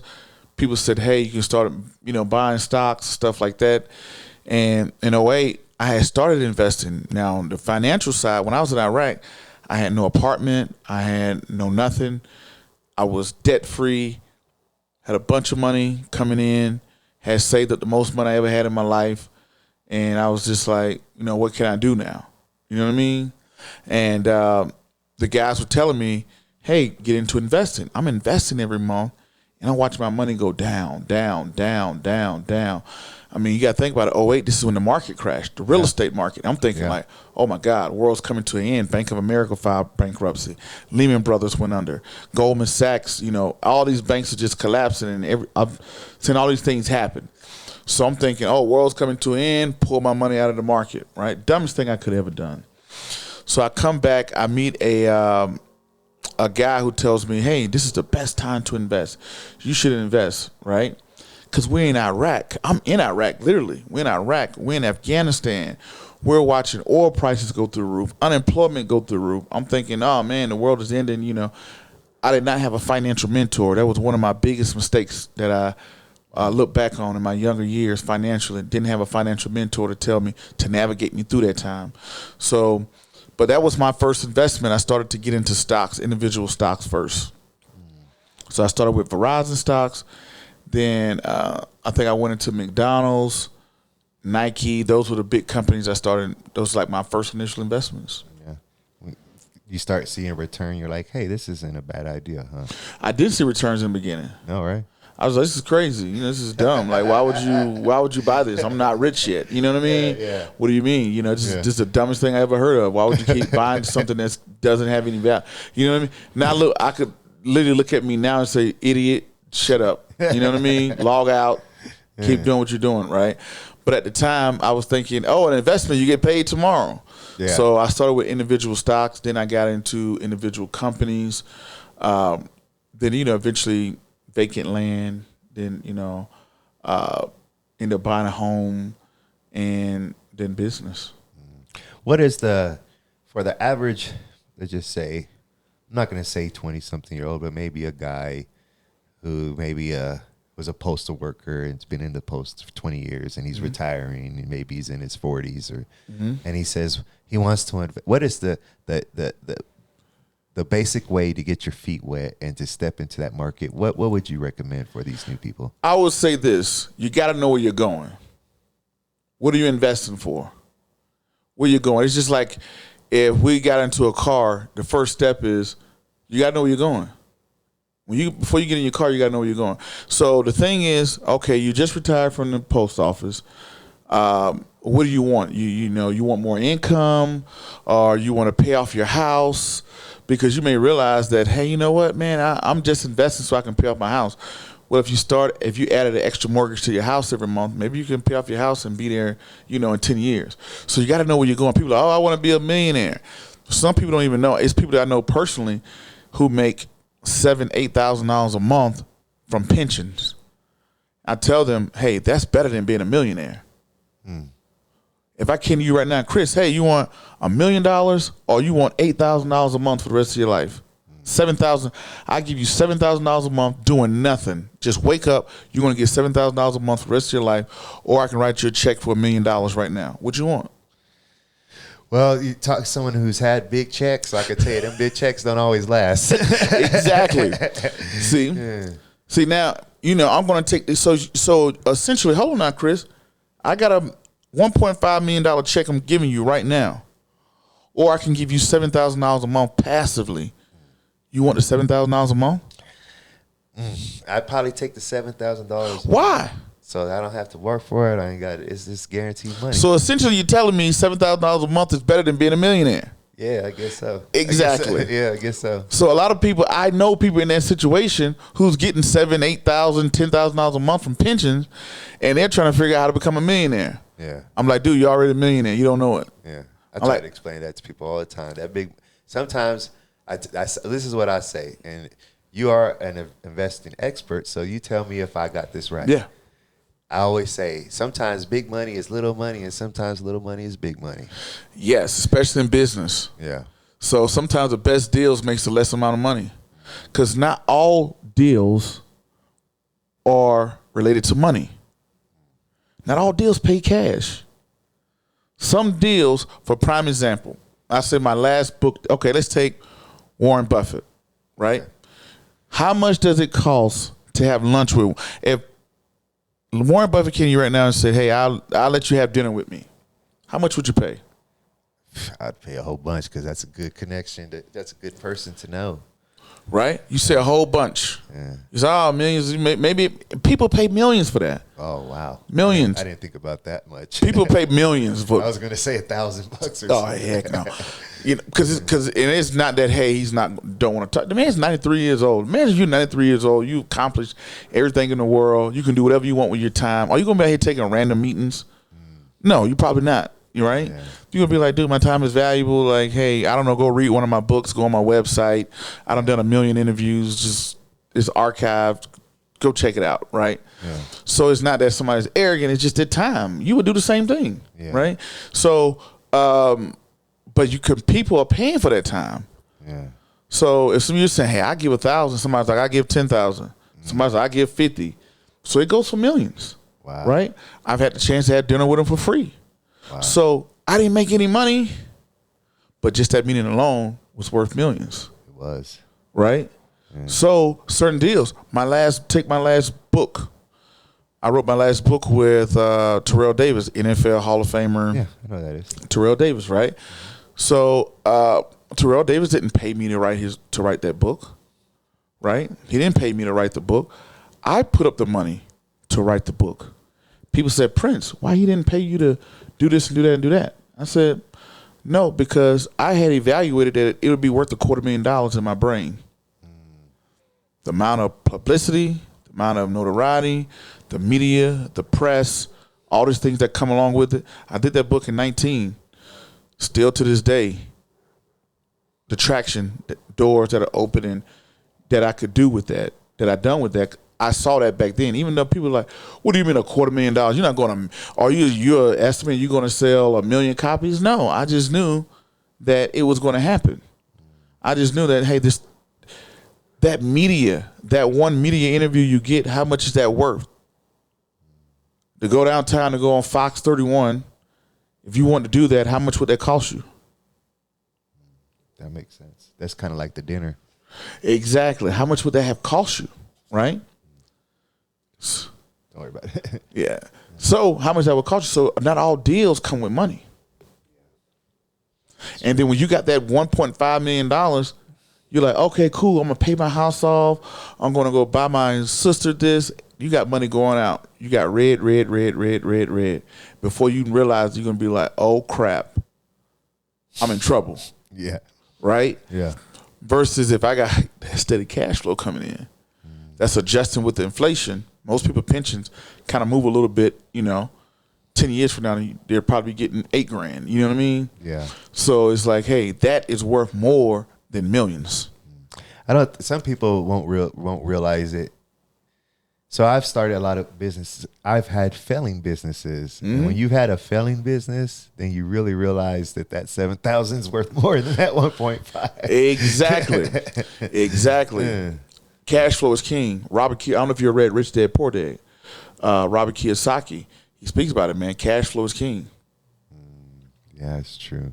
So what made you, so then you come back, you getting married in Georgia, then you go back to San Diego? Yeah, we get married. I'm in San Diego. I go back to Georgia, take leave, go get married.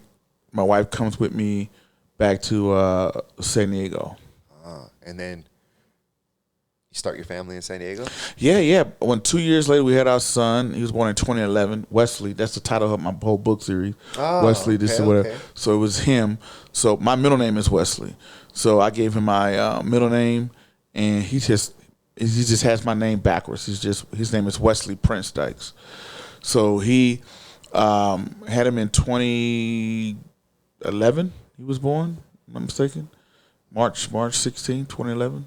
And then did you want to write kids books before? No. Zero emphasis on kids books. Once I got my MBA, I was like, man, why I didn't know this stuff when I was a child? One of I was talking this, and me and Wes was on YouTube together back in 2013 when he was 2 years old. He's sitting there chewing on remote controls and, whatever, being a kid. He doesn't know what's going on. And I just thought about it. I said, you know what if I start teaching kids this type of stuff? Because think about it, right? If you're from, and I said this on, some interviews, imagine if you met somebody from Cuba who knew nothing about cigars or tobacco.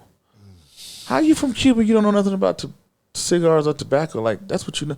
Or, hey, you're Mexican and you don't know about tequila? Yeah. I never had any tequila. Nobody taught me about tequila. Dude, that's what y'all known for.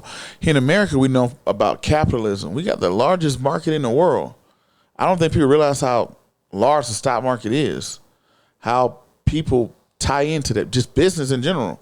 Your real estate, the interest rate you're getting on your house is tied into what's going on in New York. Your interest rate on your credit card is tied on to what's going on in New York.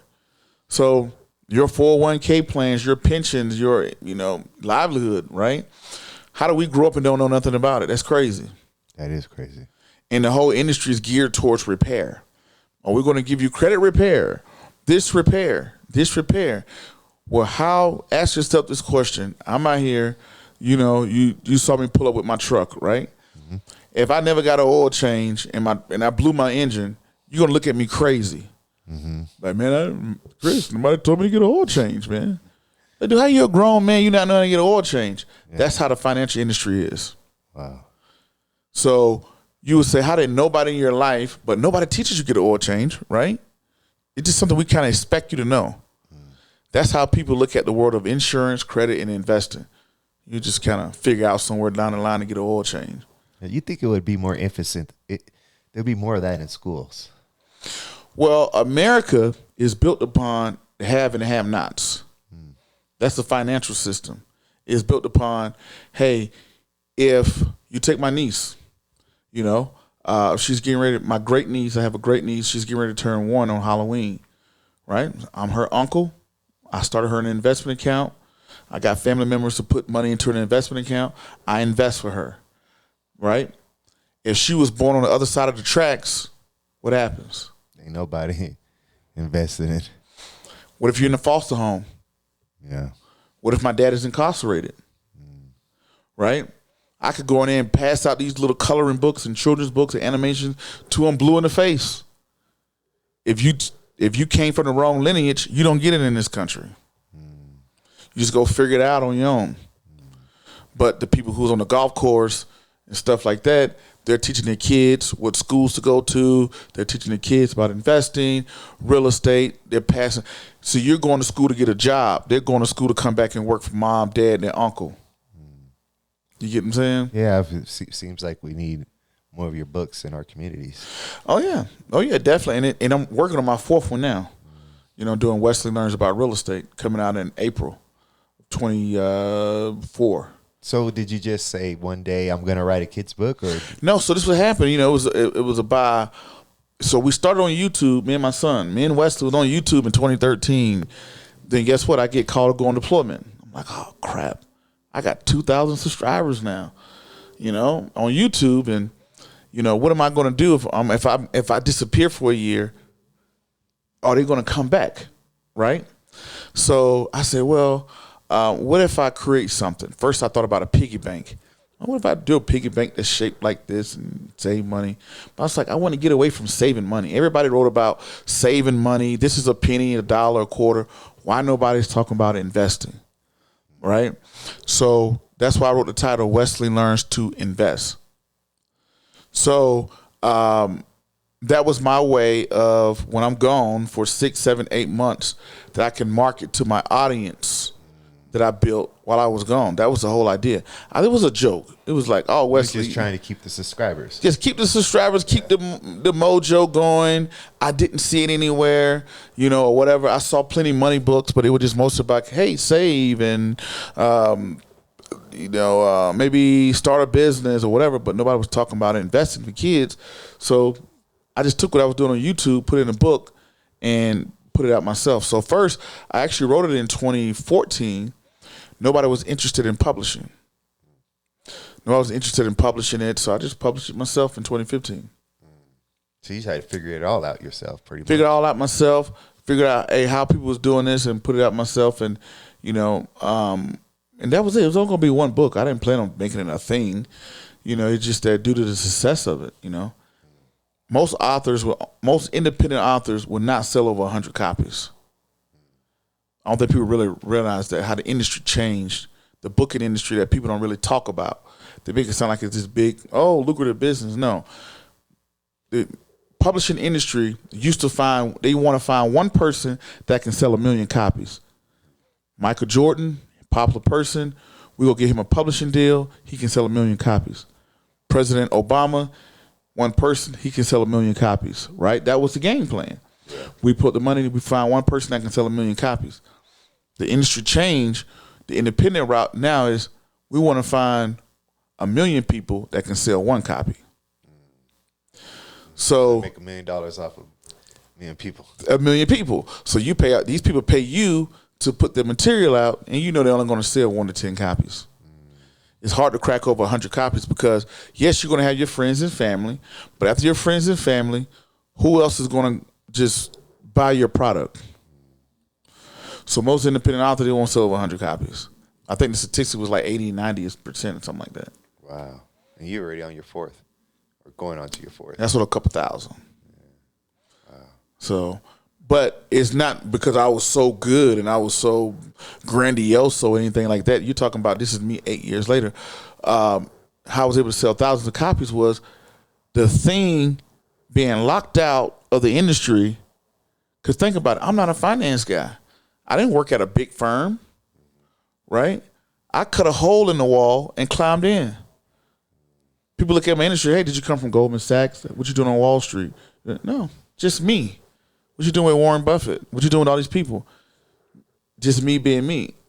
I made the industry shift around to where now I'm the guy, right?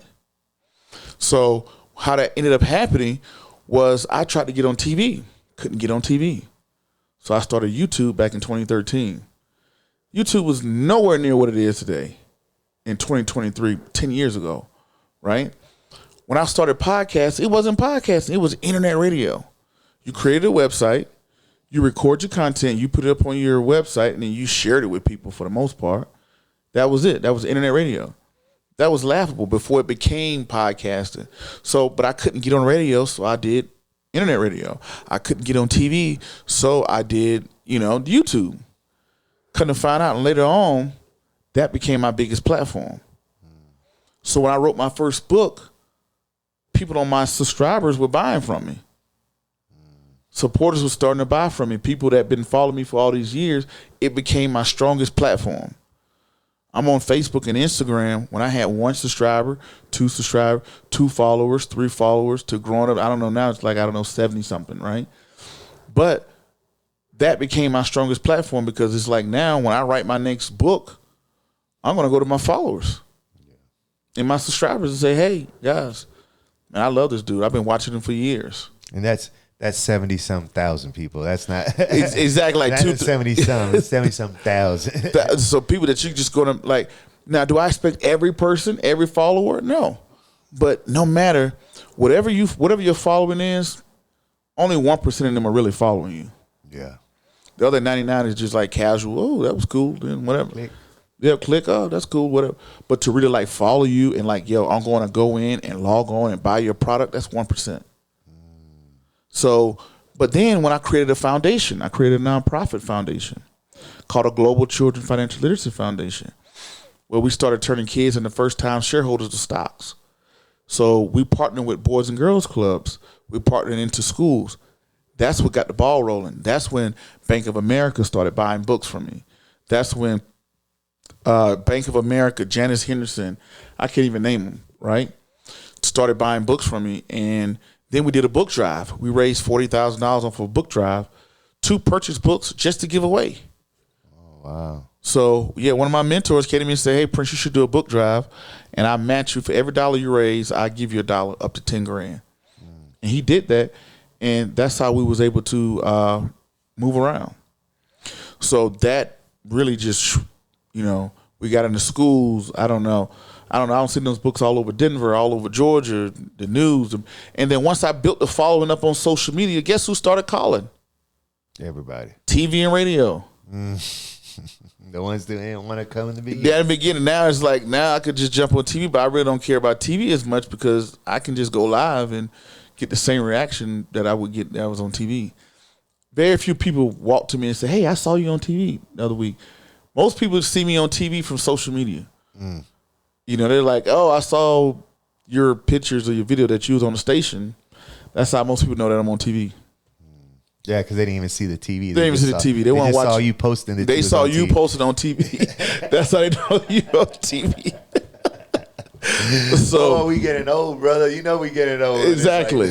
Because that was the thing. Oh man, if I could get on TV, now realizing that, hey, TV brings you a certain amount of credibility, right? So shout out to Fox 31 and all those guys and stuff like that who Fox 31, Good Morning America, stuff like that. But most people watch TV. Their social media is their TV these days. So people don't. You are so busy. Like you say all this stuff, but what you're not telling them is the grind and the hustle that you put behind all the logic. Yeah, because one, I started my own investment firm in 2021, right when I was retiring, right. So I interned at Partners Group. It's a big private equity firm. They manage like 135 billion, at least when I was there. So I ended an internship with them. I did an internship with NEPC, a consultant that was consulting somewhere like, I don't know, like $2 trillion, right? I worked at a, intern at a consulting firm. Then I worked at a family office that was managing about 800 million, right? They had a couple $100 million. And then I did internships, and I learned. But the problem was, when I was going to go into corporate America and I was retiring from the military, they didn't want me to do podcasts. They didn't want me to write books. They didn't want me to do those things. And it made sense. You can't have, let's say, if I'm with Goldman Sachs, right? I'm on this podcast. They're not looking at Prince Dykes said. They're going to say, oh, this guy from Goldman Sachs said. Oh, yeah, I see. So it has to be cleared in order to do a media, to do these things. So even though the check was nice, the corporate check was nice, the corporate check was going to be fat, I decided to go on my own. Yeah. And I, started my own firm, started managing and things like that. And, I just retired in July and,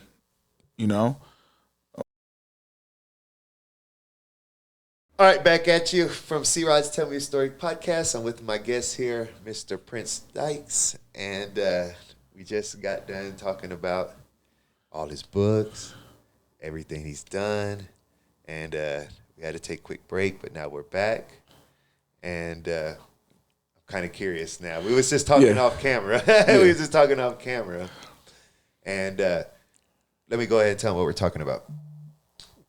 Sometimes you could look at people, and you could when you get older, you get knowledgeable. You could look at people. You could say, "Hey, this guy's going left. This guy's going right." You kind of predict these things, and he was kind of telling me about this. I was telling him I got a late start in life because I made a lot of bad choices, and then he said he was going to tell me something. So so most people in life, you could tell me if I'm right on this. Most people, life deters because of get rich quick. And it's not that they want to get rich quick. It's that nobody wants to, and people ask Warren this. They say, Warren, you're the richest man and investor of all time, and you came to the world richest. Why don't people listen to you? He's like, well, nobody wants to get rich slow. Right? So in life, when you look at things, everybody's decision, when you look at, hey, I went into drugs, I broke into houses, I did these things that got me into jail or incarcerated, or even when you think you're doing right. I had friends that went off on business, and all of it was based around get rich quick. It was, instead of going to school, educating yourself, starting a business, building a network, building this, going through the fire, maybe going broke 1 or 2 times, they'll just say, hey, you know what? I want to go this right here to say I could get rich quick, and then go for it. Yeah. And we already know how those stories end up. But when you're young, you don't know that.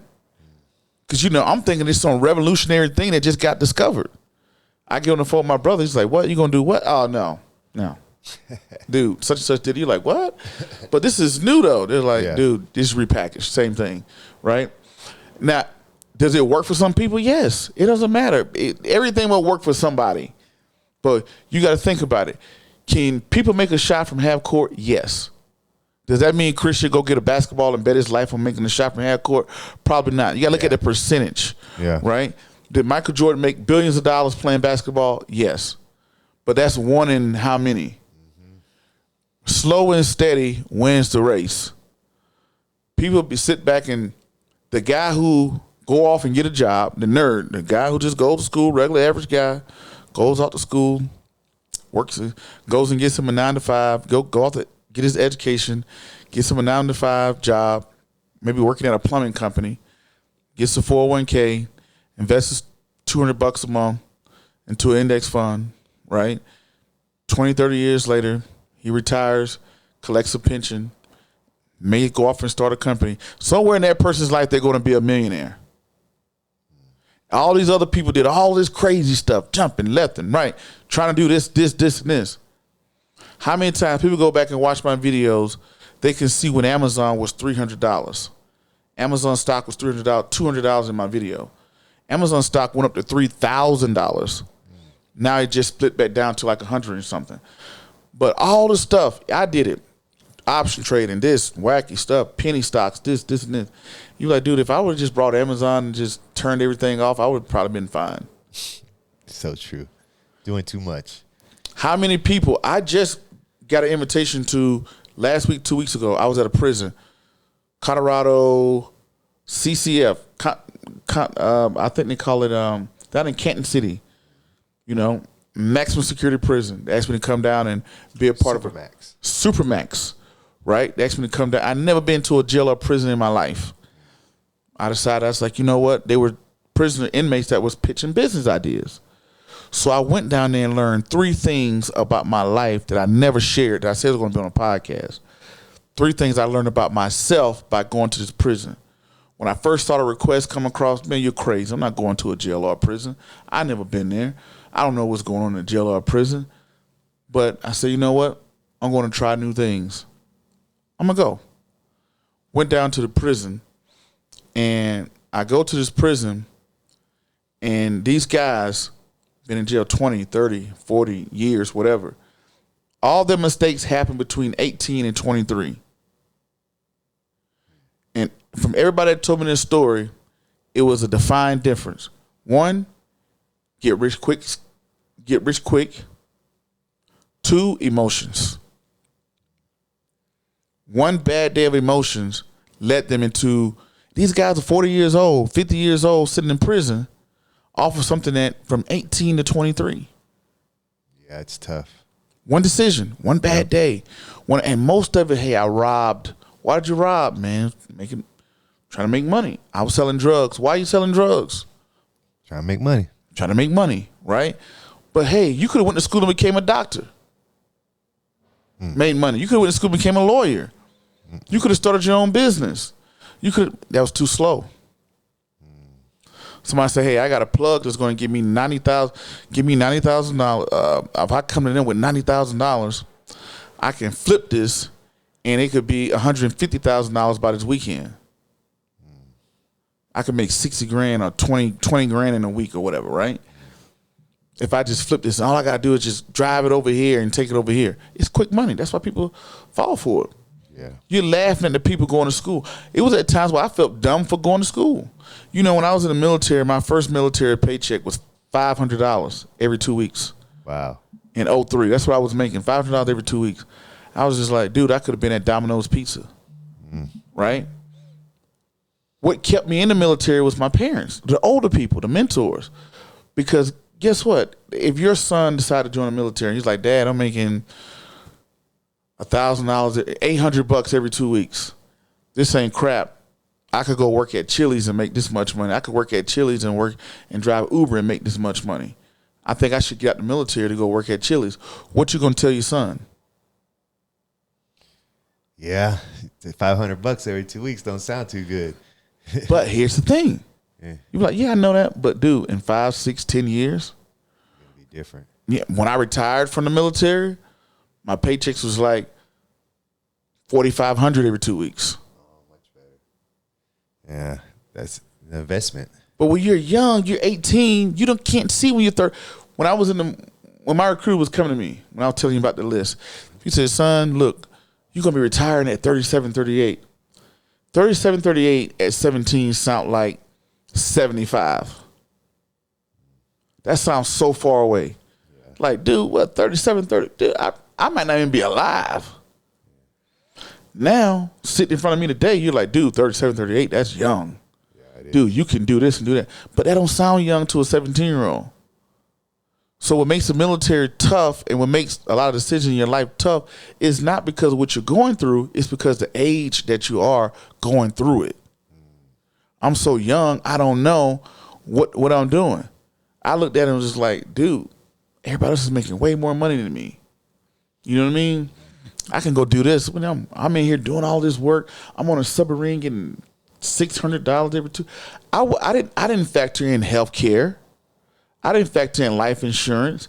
I didn't factor in that my living arrangement was free. My barracks room was free. Right? I know, right? Yeah, it is true. You ain't factoring none of that. Yeah. A kid, you just looking at your paycheck. And you're not looking at, you got free dental, free health care, a free place to live, and they're actually cooking you meals that you can go eat every day for free too. This is just extra spending money. I don't care nothing about that. I'm just looking at, when you're a kid, you don't understand what you have in front of you. Your brain is not even all the way mature. You're looking at your friend who is making $1,000 a month working at Chili's. You don't realize your friend don't have dental, medical. You know what I mean? He's making way less than that. Exactly. Because he has to pay all his bills. By the time it's done, he only got $100. Exactly. So when you don't factor in that stuff. You're not factoring, hey, the VA home loan, all the benefits that you're getting while you're getting that. No, that's very true. Insurance is expensive as hell too. Oh yeah. Yeah. Now I've survived and got to the end and retired. Now I have health care for life. I got dental for life. I got medical for life. I got pensions for life. Still very young. Yeah, still young. You still got your pensions coming in, right? That you could live off of. So, yeah, when you get to the end, you're 37, 38, you're like, oh, it wasn't so bad. But it's hard to do that, make that decision when you're 17, 18. Yeah, it's hard to see the finish line when you're at the start line. Plenty of my friends who were in the military with me got out. Plenty of them. Only, I want to say it was like 10 to 20% retire. Wow. Do 20 years and retire. Wow. They're walking in boot camp. 100 people walk in, you may get 10 to 20, they may make it to a 20-year active duty career and retire. That's very rare. Because, not very rare, but it's probably like, it's a small percentage. 80-something, it's easier to say 80-some% will not get to that end and retire. And it's because when you're alone that way, you're getting nagged in so many ways. You're under a lot of stress. You got so many things going on. You're seeing so many people that are perceived to be doing better than you, right? So you may jump out, hey, let me go out and go do this and do that. You know what I mean? Yeah, I know what you mean. So, because so many people, dude, you could be making so much more money doing this, doing that. I see people jump out to go get rich schemes, this. And the funny part is, all my friends I know that got out while in the military, sorry about it. Okay. Part that got out of the military, I did more part-time than they completed being fully out. That kind of goes back to the, would you rather have $1 million or $7,000 a month? $7,000 a month, you get, so some people can look at like, hey, you could have this. Now you retire from the military. I wasn't paying attention. My school was free. I got my master's degree for free. That's a big. And it paid for my wife's bachelor's. But she got her master's as well. But she had to get her master's on her own. But her bachelor's was covered. My master's was covered. Right? I didn't pay attention to that. I didn't value that. I'm like, man, I'm getting $500 every 2 weeks. Right? The military is one of those places you have to use the benefits to make it worthwhile. If you're not utilizing the benefits, you're almost like wasting your time. It's not a get rich, hey, I'm going to go in here, this is going to pay me a bunch of money. You got to use all those benefits. They will send you to school for free. Your wife can go to school for free. Certifications for free. You have so many benefits that most people don't even know about that will last you for the rest of your life. That now you retire from the military, I want to go to school, they'll send me to school. You can still go to school if you want. They invest into my business. Wow. You got a VA business loan, VA home loan. I brought my home with the VA home loan. You don't got to put nothing down. It's not a bad adventure. Exactly. If you use it properly. What makes it hard is you got 18, 19, 20-year-olds that don't know, right? They're, I didn't value it at the time. I was like, I would go home, man, my friends make more money than I do. This is crap. I didn't look at all of the gauntlet. Then plus, my friends may work for a company called Chris Solutions, right? Which one is to put a bet on your resume? Chris Solutions or United States Navy? Word. Yeah. It's hard to look at those things when you're young, though. Exactly. So when I'm sitting at this prison, I'm realizing, wow, most of these guys made all the decisions at 18 and 23 where they made all their mistakes. And here are the 3 life lessons that I learned from going to that prison. Number 1, I was shocked at how much these guys knew. Completely shocked. How many books they read, how much they knew about business, all these things. And I realized, I said, man, how do you guys know all this? Dude, we got a lot of time. Time? Wow. He's like, dude, people, then I realized people in the free world have a lot of opportunity, not a lot of time. Our lives are full of a bunch of distractions. We're on social media. We got wives. We got kids. We got entertainment, things we do to entertain ourselves. We're ordering food, figuring out what we're going to eat, all that stuff, figuring out what we're going to wear. We're going shopping. We're traveling. Just to go somewhere takes an hour, right? So all that consumes our day. Versus someone in prison, I can tell them, hey, dude, you should read this book. They read that whole book in a week. It takes me 6 months, 7 months to write a book. They could do it in 2 weeks. Time. Because the distractions are eliminated. So they have a lot of time, but they don't have a lot of opportunity. People in the free world have a crap ton of opportunities, but don't have the time to take the advantage of the opportunities because their day is full of BS that they don't even realize. Imagine if you could come a hybrid between those two. Like, hey, I'm going to treat myself like a prisoner, right? Because you could treat yourself like a prisoner, you can accomplish even more. That makes a lot of sense. Man, so much time in prison and then so much bullshit out here in the world. Exactly. People in prison like, man, if I had the chance, I would go do this. I wish I can do this. I could do this, right? But the people in the outside world, we got all these opportunities that we don't even know about because we don't have the time to do it. I'm in a bad relationship. I'm in a bad marriage. I got to decide what I'm going to wear. I got to go buy new clothes. I got to get my car fixed. I got to get an oil change. My kids are in school. I'm a husband, dad, this, that, all these things. I'm going to go to the game this weekend. I'm going to watch the game this weekend. It's Monday Night Football. It's Thursday Night Football. It's the Nuggets are playing this and that. Oh, my homeboy called me. My homegirl called me. We're going on a date. All these things that consumes your day. Right? Think about it. Most time you wake up, people sending memes to you, sending this to you, saying, oh, you should watch this. Oh, that's funny. Shorts to you. All these things that consume your day all the time that you don't realize until that's one thing I learned. The prisoners probably didn't even realize they taught me. It made me look at my life and said, am I being busy or am I being productive?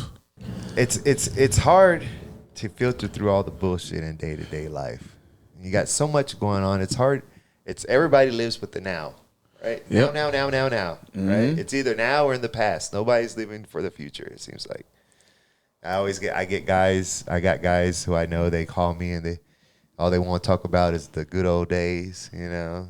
And then I got people who call me and it's all about now. But no one ever calls me and plans for the future, it seems like. Oh, yeah, because it's very few people could see into the future. I never look at the present of people. It's the same thing in investment. That's what investing is all about. Not looking at today, looking at tomorrow, looking at the future. Yeah. Very few people can do that. Most people are like, hey, you know, if somebody told you, hey, you know, do this in boring investment, you're like, you told a kid that, man, dude, you know, the kid's going to go buy Bitcoin. Yeah. That's why cryptocurrency was so popular. Well, I lost my ass on that stuff last year. Lottery tickets. Yeah. Why lottery tickets so popular? They get rich quick. Yeah. I don't want to buy a freaking stock over and over and over for the next 10, 20, 30 years or whatever. No. I want to save and, you know, let this interest compound by 7-10%. Slowly buy pieces of land. Slowly buy a house. You know. No, nobody wants to do that. Everybody wants to get rich quick. Most people that join gangs, and you look at most people who got incarcerated, they'll probably tell you somewhere down the line, yeah, I kind of was trying to get something now. So you're always really busy. You got another book coming out. Yeah, book 4. Book 4 coming out. You're all over the road. I seen you made a movie cameo. Oh, that's funny. Yeah, I did do a scary movie cameo. First time ever doing something like that. I got a call from Austin, who was putting together a little short film, scary, that's going to come out on the weekend, holiday weekend. And he just said, hey, you know, would you, I was just like, you know what, why not? You know, just try something different. So I only had one line. So, you like it? It's fun though? It was, you know what, man, it was exhausting. I didn't realize how much goes into that one line. How much you have to have sound, camera, lights, and I did that one line like 20 times. Wow. So I was just like, I thought I was gonna go, 15 minutes, I'll be out of there. Man, it was like, dude, you know. Where can we watch it? I think it comes out holiday weekend, and I know they're gonna put it out. When I get it, I'll definitely share it with me. Share it with you, put it on the social media. I only had like, you know, if you blink, you might not see me, but I only had one little, you know, only had one little thing. So I don't know. So it wasn't that I wanted to be an actor or whatever. I just, me building my own practice, financial advisor here. I was just like, do something different. I don't want to be this typical guy that sit in his office and his desk, you know, with the suit and tie on and just deal with portfolios all day. Let me get out and do something a little different, have a little fun with it. So well, I would like to see, I mean, you're pretty prolific right now, but I would like to see, you know, when it's people think about investing, I would love to see your face because you're such a good person and you're so smart. You know what I mean? Like, there's a lot of people who are in that spot for the wrong reasons. Oh yeah, you know? And I think they get turned into it. I think it's almost like a lot of politicians. What happened to them? You go in with good intentions, and something happens and it turns you. So what is your, for all the young? So you got the kids' books, but then you got the young adults, you know, 21. What is your advice for them? Man, my advice, I look back on it and say this. One, avoid divorce or marriage, right? Avoid divorce. That's number one. Your number one financial decision is not going to be based upon your, people like to think it's like, oh, what investment I made. No, your number one investment decision is going to be made who your spouse is. So your spouse is going to make or break you. So one, avoid divorce, avoid multiple children by multiple women. And you can see that's life lessons before you even get into the money. Yeah. So now you go into finances. What I would do is I would buy a piece of vacant land every year. I would buy the S&P 500 or the NASDAQ, right, every single month. I would invest monthly into I'll buy index fund every month. I would buy land every year. I would buy my first house as soon as possible. And I would start a business or I would invest into a business as soon as possible as well. And you continue to do those things somewhere in your life. And avoid, number one, avoid get-rich schemes. Avoid get-rich schemes. Invest, because think about it.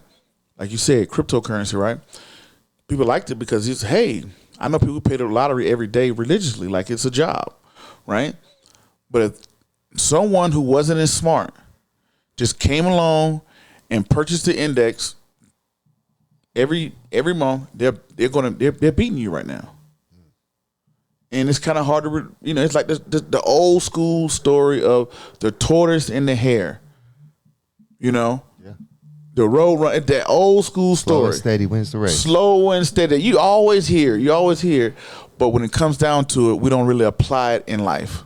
Right? There's some ways in life that, hey, you can do this to make you a little bit better, but doing the slow, steady thing, somewhere, that formula I just gave you, if you avoid divorce, if you avoid having multiple children by multiple women, you vet your spouse, you buy land every year. Think about it. If you did that formula, if you had brought land every year, not big popular land, but a piece of vacant land, this land, America is full of small towns. That land is for sale. You bought a piece of little vacant land every single year. You invested into the S&P 500. Every paycheck you had, right? Just a little. That's $100, $200. You did it every single year. You bought your first house at the youngest age possible, and you did that. Where would you be today? Who knows, boy? I'll be a lot better than what I was now. But people don't realize that because when you're in life, you ask yourself, hey, Prince, why you don't do it? Why you didn't do it? One, level of knowledge. Two, you got so many distractions going on. You got this going on. You got that going on. You got, you know, you're trying to get married. You got kids. You know, oh, get rich over here. Do this to get rich. Do this to get rich. Jump into this. If it wasn't, you know, I'm just talking about every year something. You should do this. You should do this. The old generation suffer from not having enough information. This generation suffers from having too much information. You're becoming so bombarded with information, you end up doing nothing. And then, You know, you say that, it might, like my wife sometimes, so she'll have a shoulder pain. The internet says I have bioconnections in my shoulder. It says right here, over information, right? too much information is like, you're like, oh man, my eye's kind of flickering a little bit. I don't know what's going on. It could be like, hey, you be like, oh my God, I got glaucoma and I'm about to, you know what I mean? Yeah. So that's a bad part about, this generation has, my dad tells me, Dad, why you didn't buy stocks for us? Man, I didn't know you could do that. This generation says, I didn't know which stock to buy.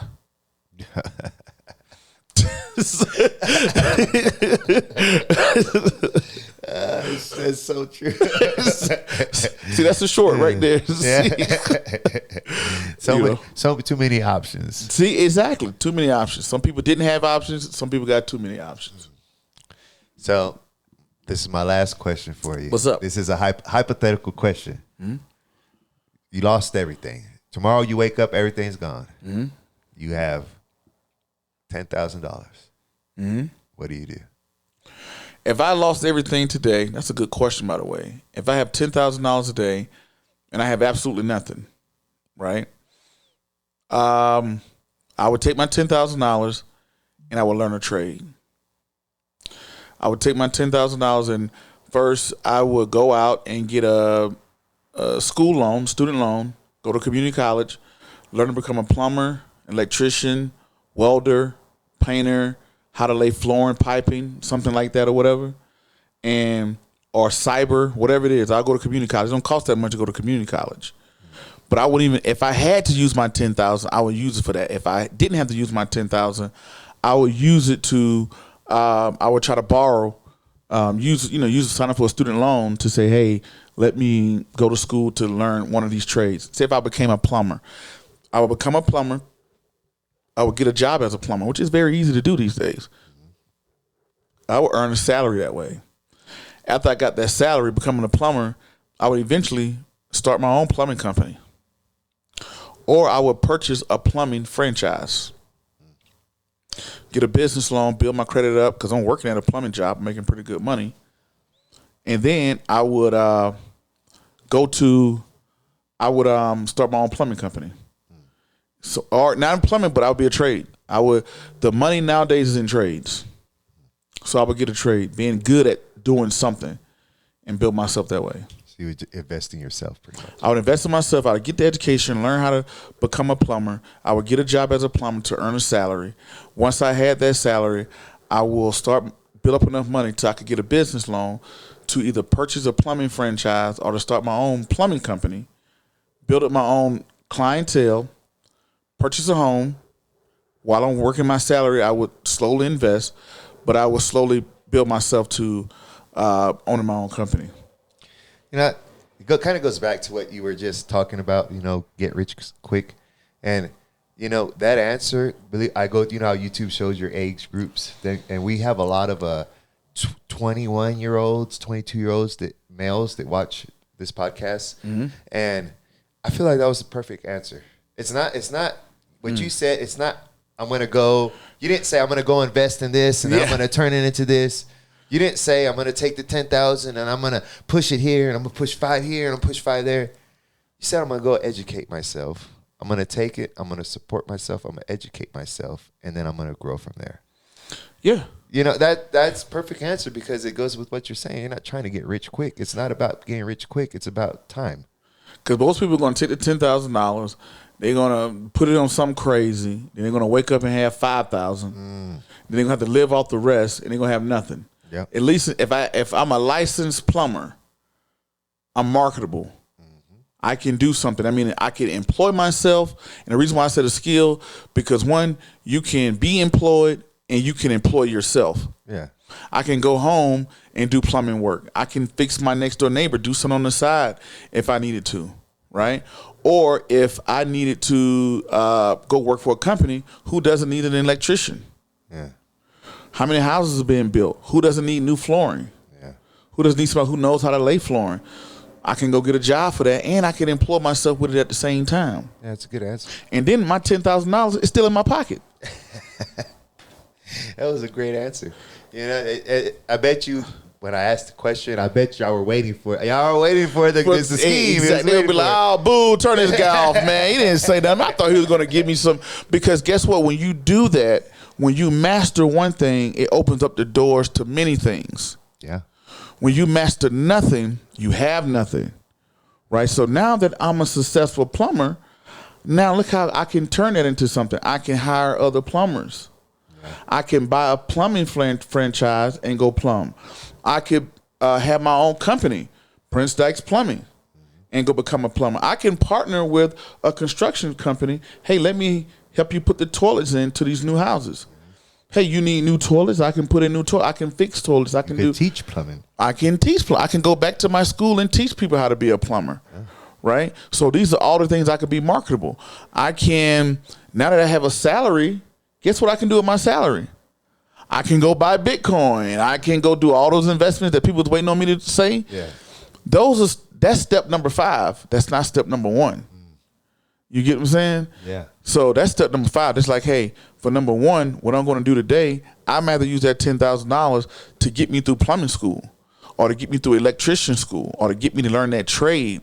And when I get that trade, how easy to get a job in construction these days? Very easy. God forbid if you a skilled instructor that you can help build with houses or something. Yeah, you can get a job pretty quick. Exactly. So you can do that and say, hey, you know what? I can come in and say, oh, instead of me just helping you build this house, I can put in the toilets. I can run the plumbing lines. I can do the electricity. I can do whatever. Even it could be cyber. I'm not saying you got to be a plumber, but to have that skill, an employable skill, because you're going to go to work to be employed. That can also turn into your own job. You can have your own cyber firm. You can have your own electricity company. Then once you have those things, that opens up the door. Look at LeBron James is the best basketball player in the world, at least in the NBA. By him doing that, he can go invest into some of everything. Jay-Z became the best entertainer rapper, so he can open up the door to do everything. What else he wants to do? This person became the best football player. They can do, because I tell people this. I'm going to break this down before we get out of here. Everybody is working to become a philanthropist, whether they know it or not. It's 7 steps. First, you want a job. That's number 1. Once you get that job, you're going to be like, I want a good job. Once you get that good job, I want to move to the top of that good job. Once you get to the top of that good job, I want my own business. Once you get your own business, you want your business to become successful. Once your business becomes successful, what do you start doing? You become a philanthropist. So at the end of the day, we're all just working to become philanthropists. Yeah, that's very true. That's very true. I lied. I got one more question. This is an easy one, though, because you bring up LeBron, and you're a sports guy. Yeah. MJ or LeBron? MJ. All day, right? Well, I think LeBron's a greater athlete. 20 years in the game or whatever, but I think MJ changed the game of basketball. LeBron James is a billionaire playing basketball because of Michael Jordan. So true. Floyd Mayweather, to me, was a greater skilled boxer than Muhammad Ali. Right? But Muhammad Ali changed the game. He created a pay-per-view. You know what I mean? Yeah. There was no pay-per-view. You should just, people come in, you get some of the door or whatever. He created what they call closed circuit TV, which is pay-per-view, what we know that today. Now, most boxers, a lot of them make their money off of pay-per-view. Yeah. You know? Make money. So he created it. So even though someone makes more money than you, like LeBron has made more money than Michael Jordan playing basketball. You know, Michael Jordan made his money mostly out of shoes after basketball.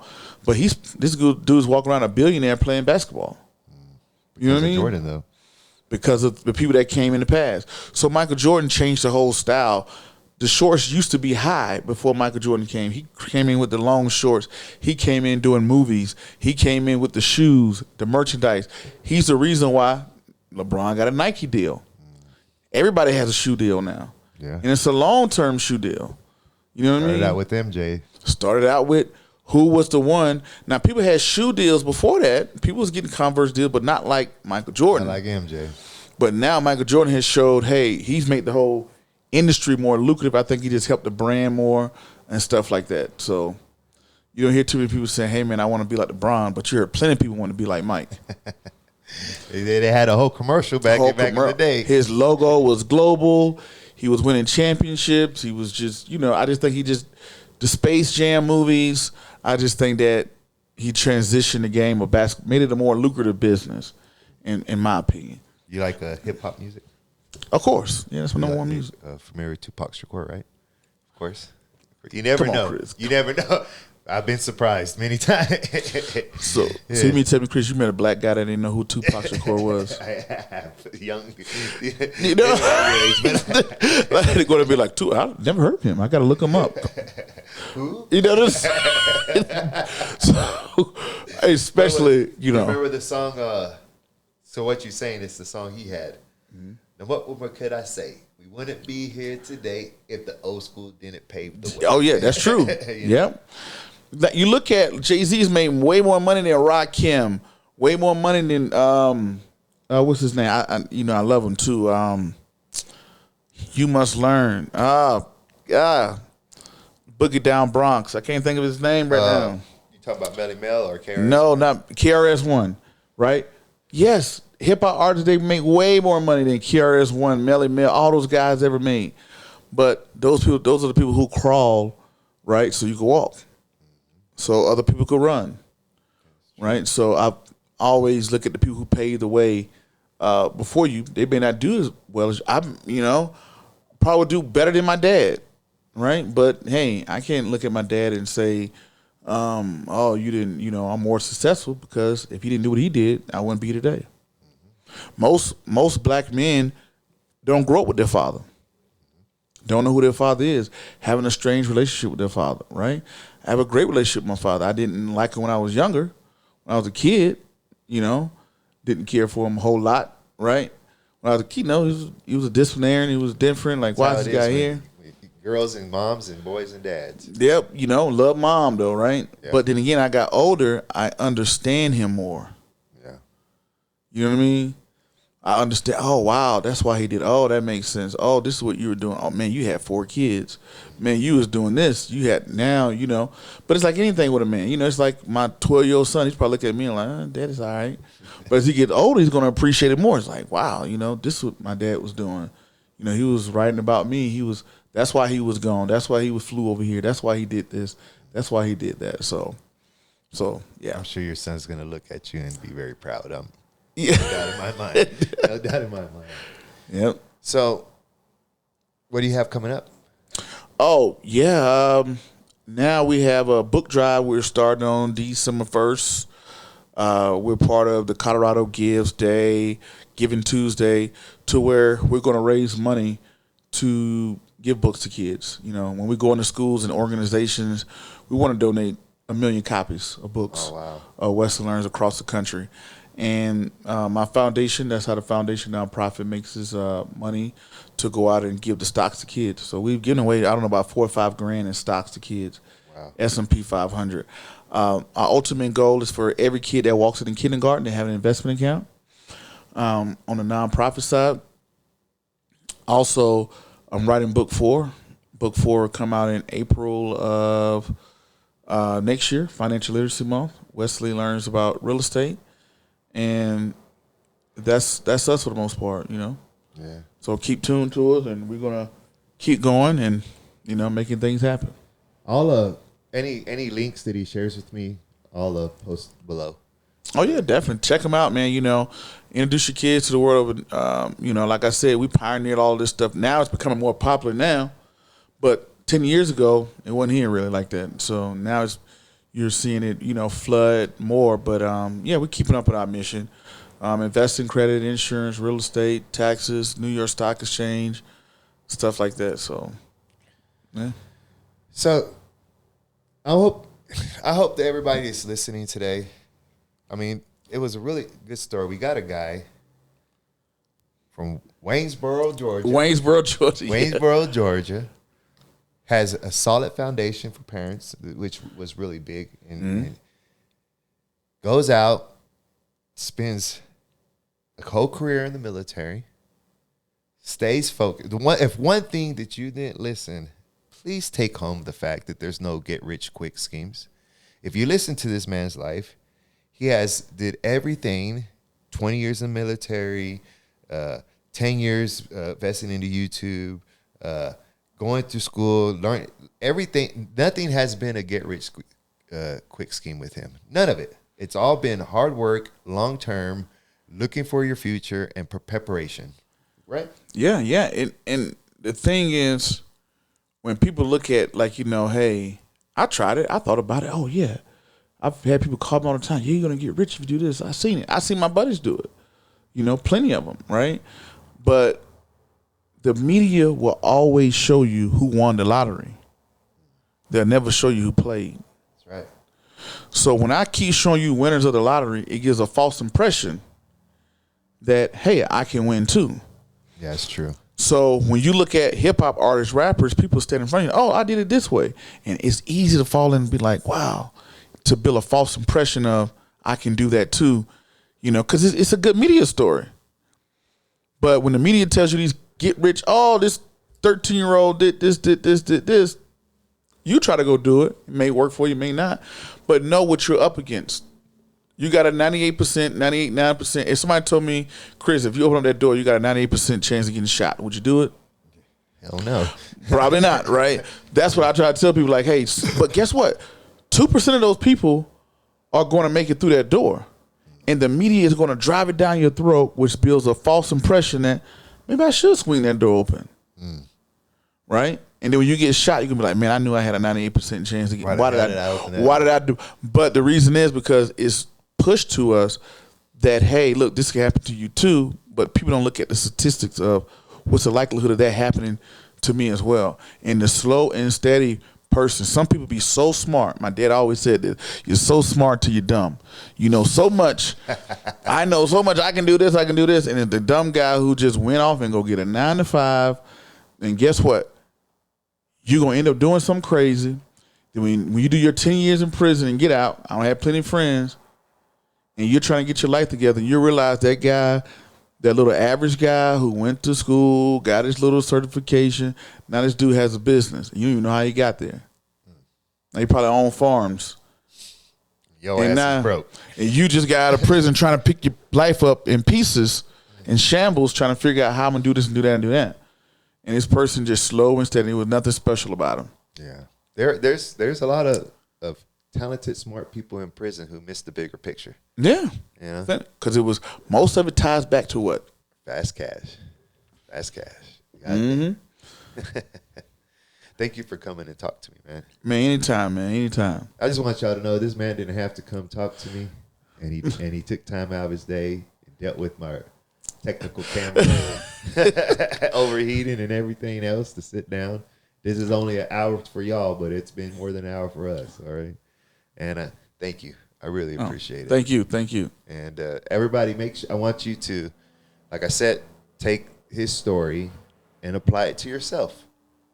That's the whole reason we bring people's stories, and the whole reason we do this is so that you could take this, you could relate it to your life, and you could use it to advance yourself. So please take what you heard today and put it to yourself and advance yourself in life. All right? I'm C-Rod. This is the C-Rod Tell Me a Story podcast. Our guest today, Mr. Prince Dykes. Make sure you follow him. Make sure you click the links that I add so you can help donate to his book drive. And I see you next time. We out.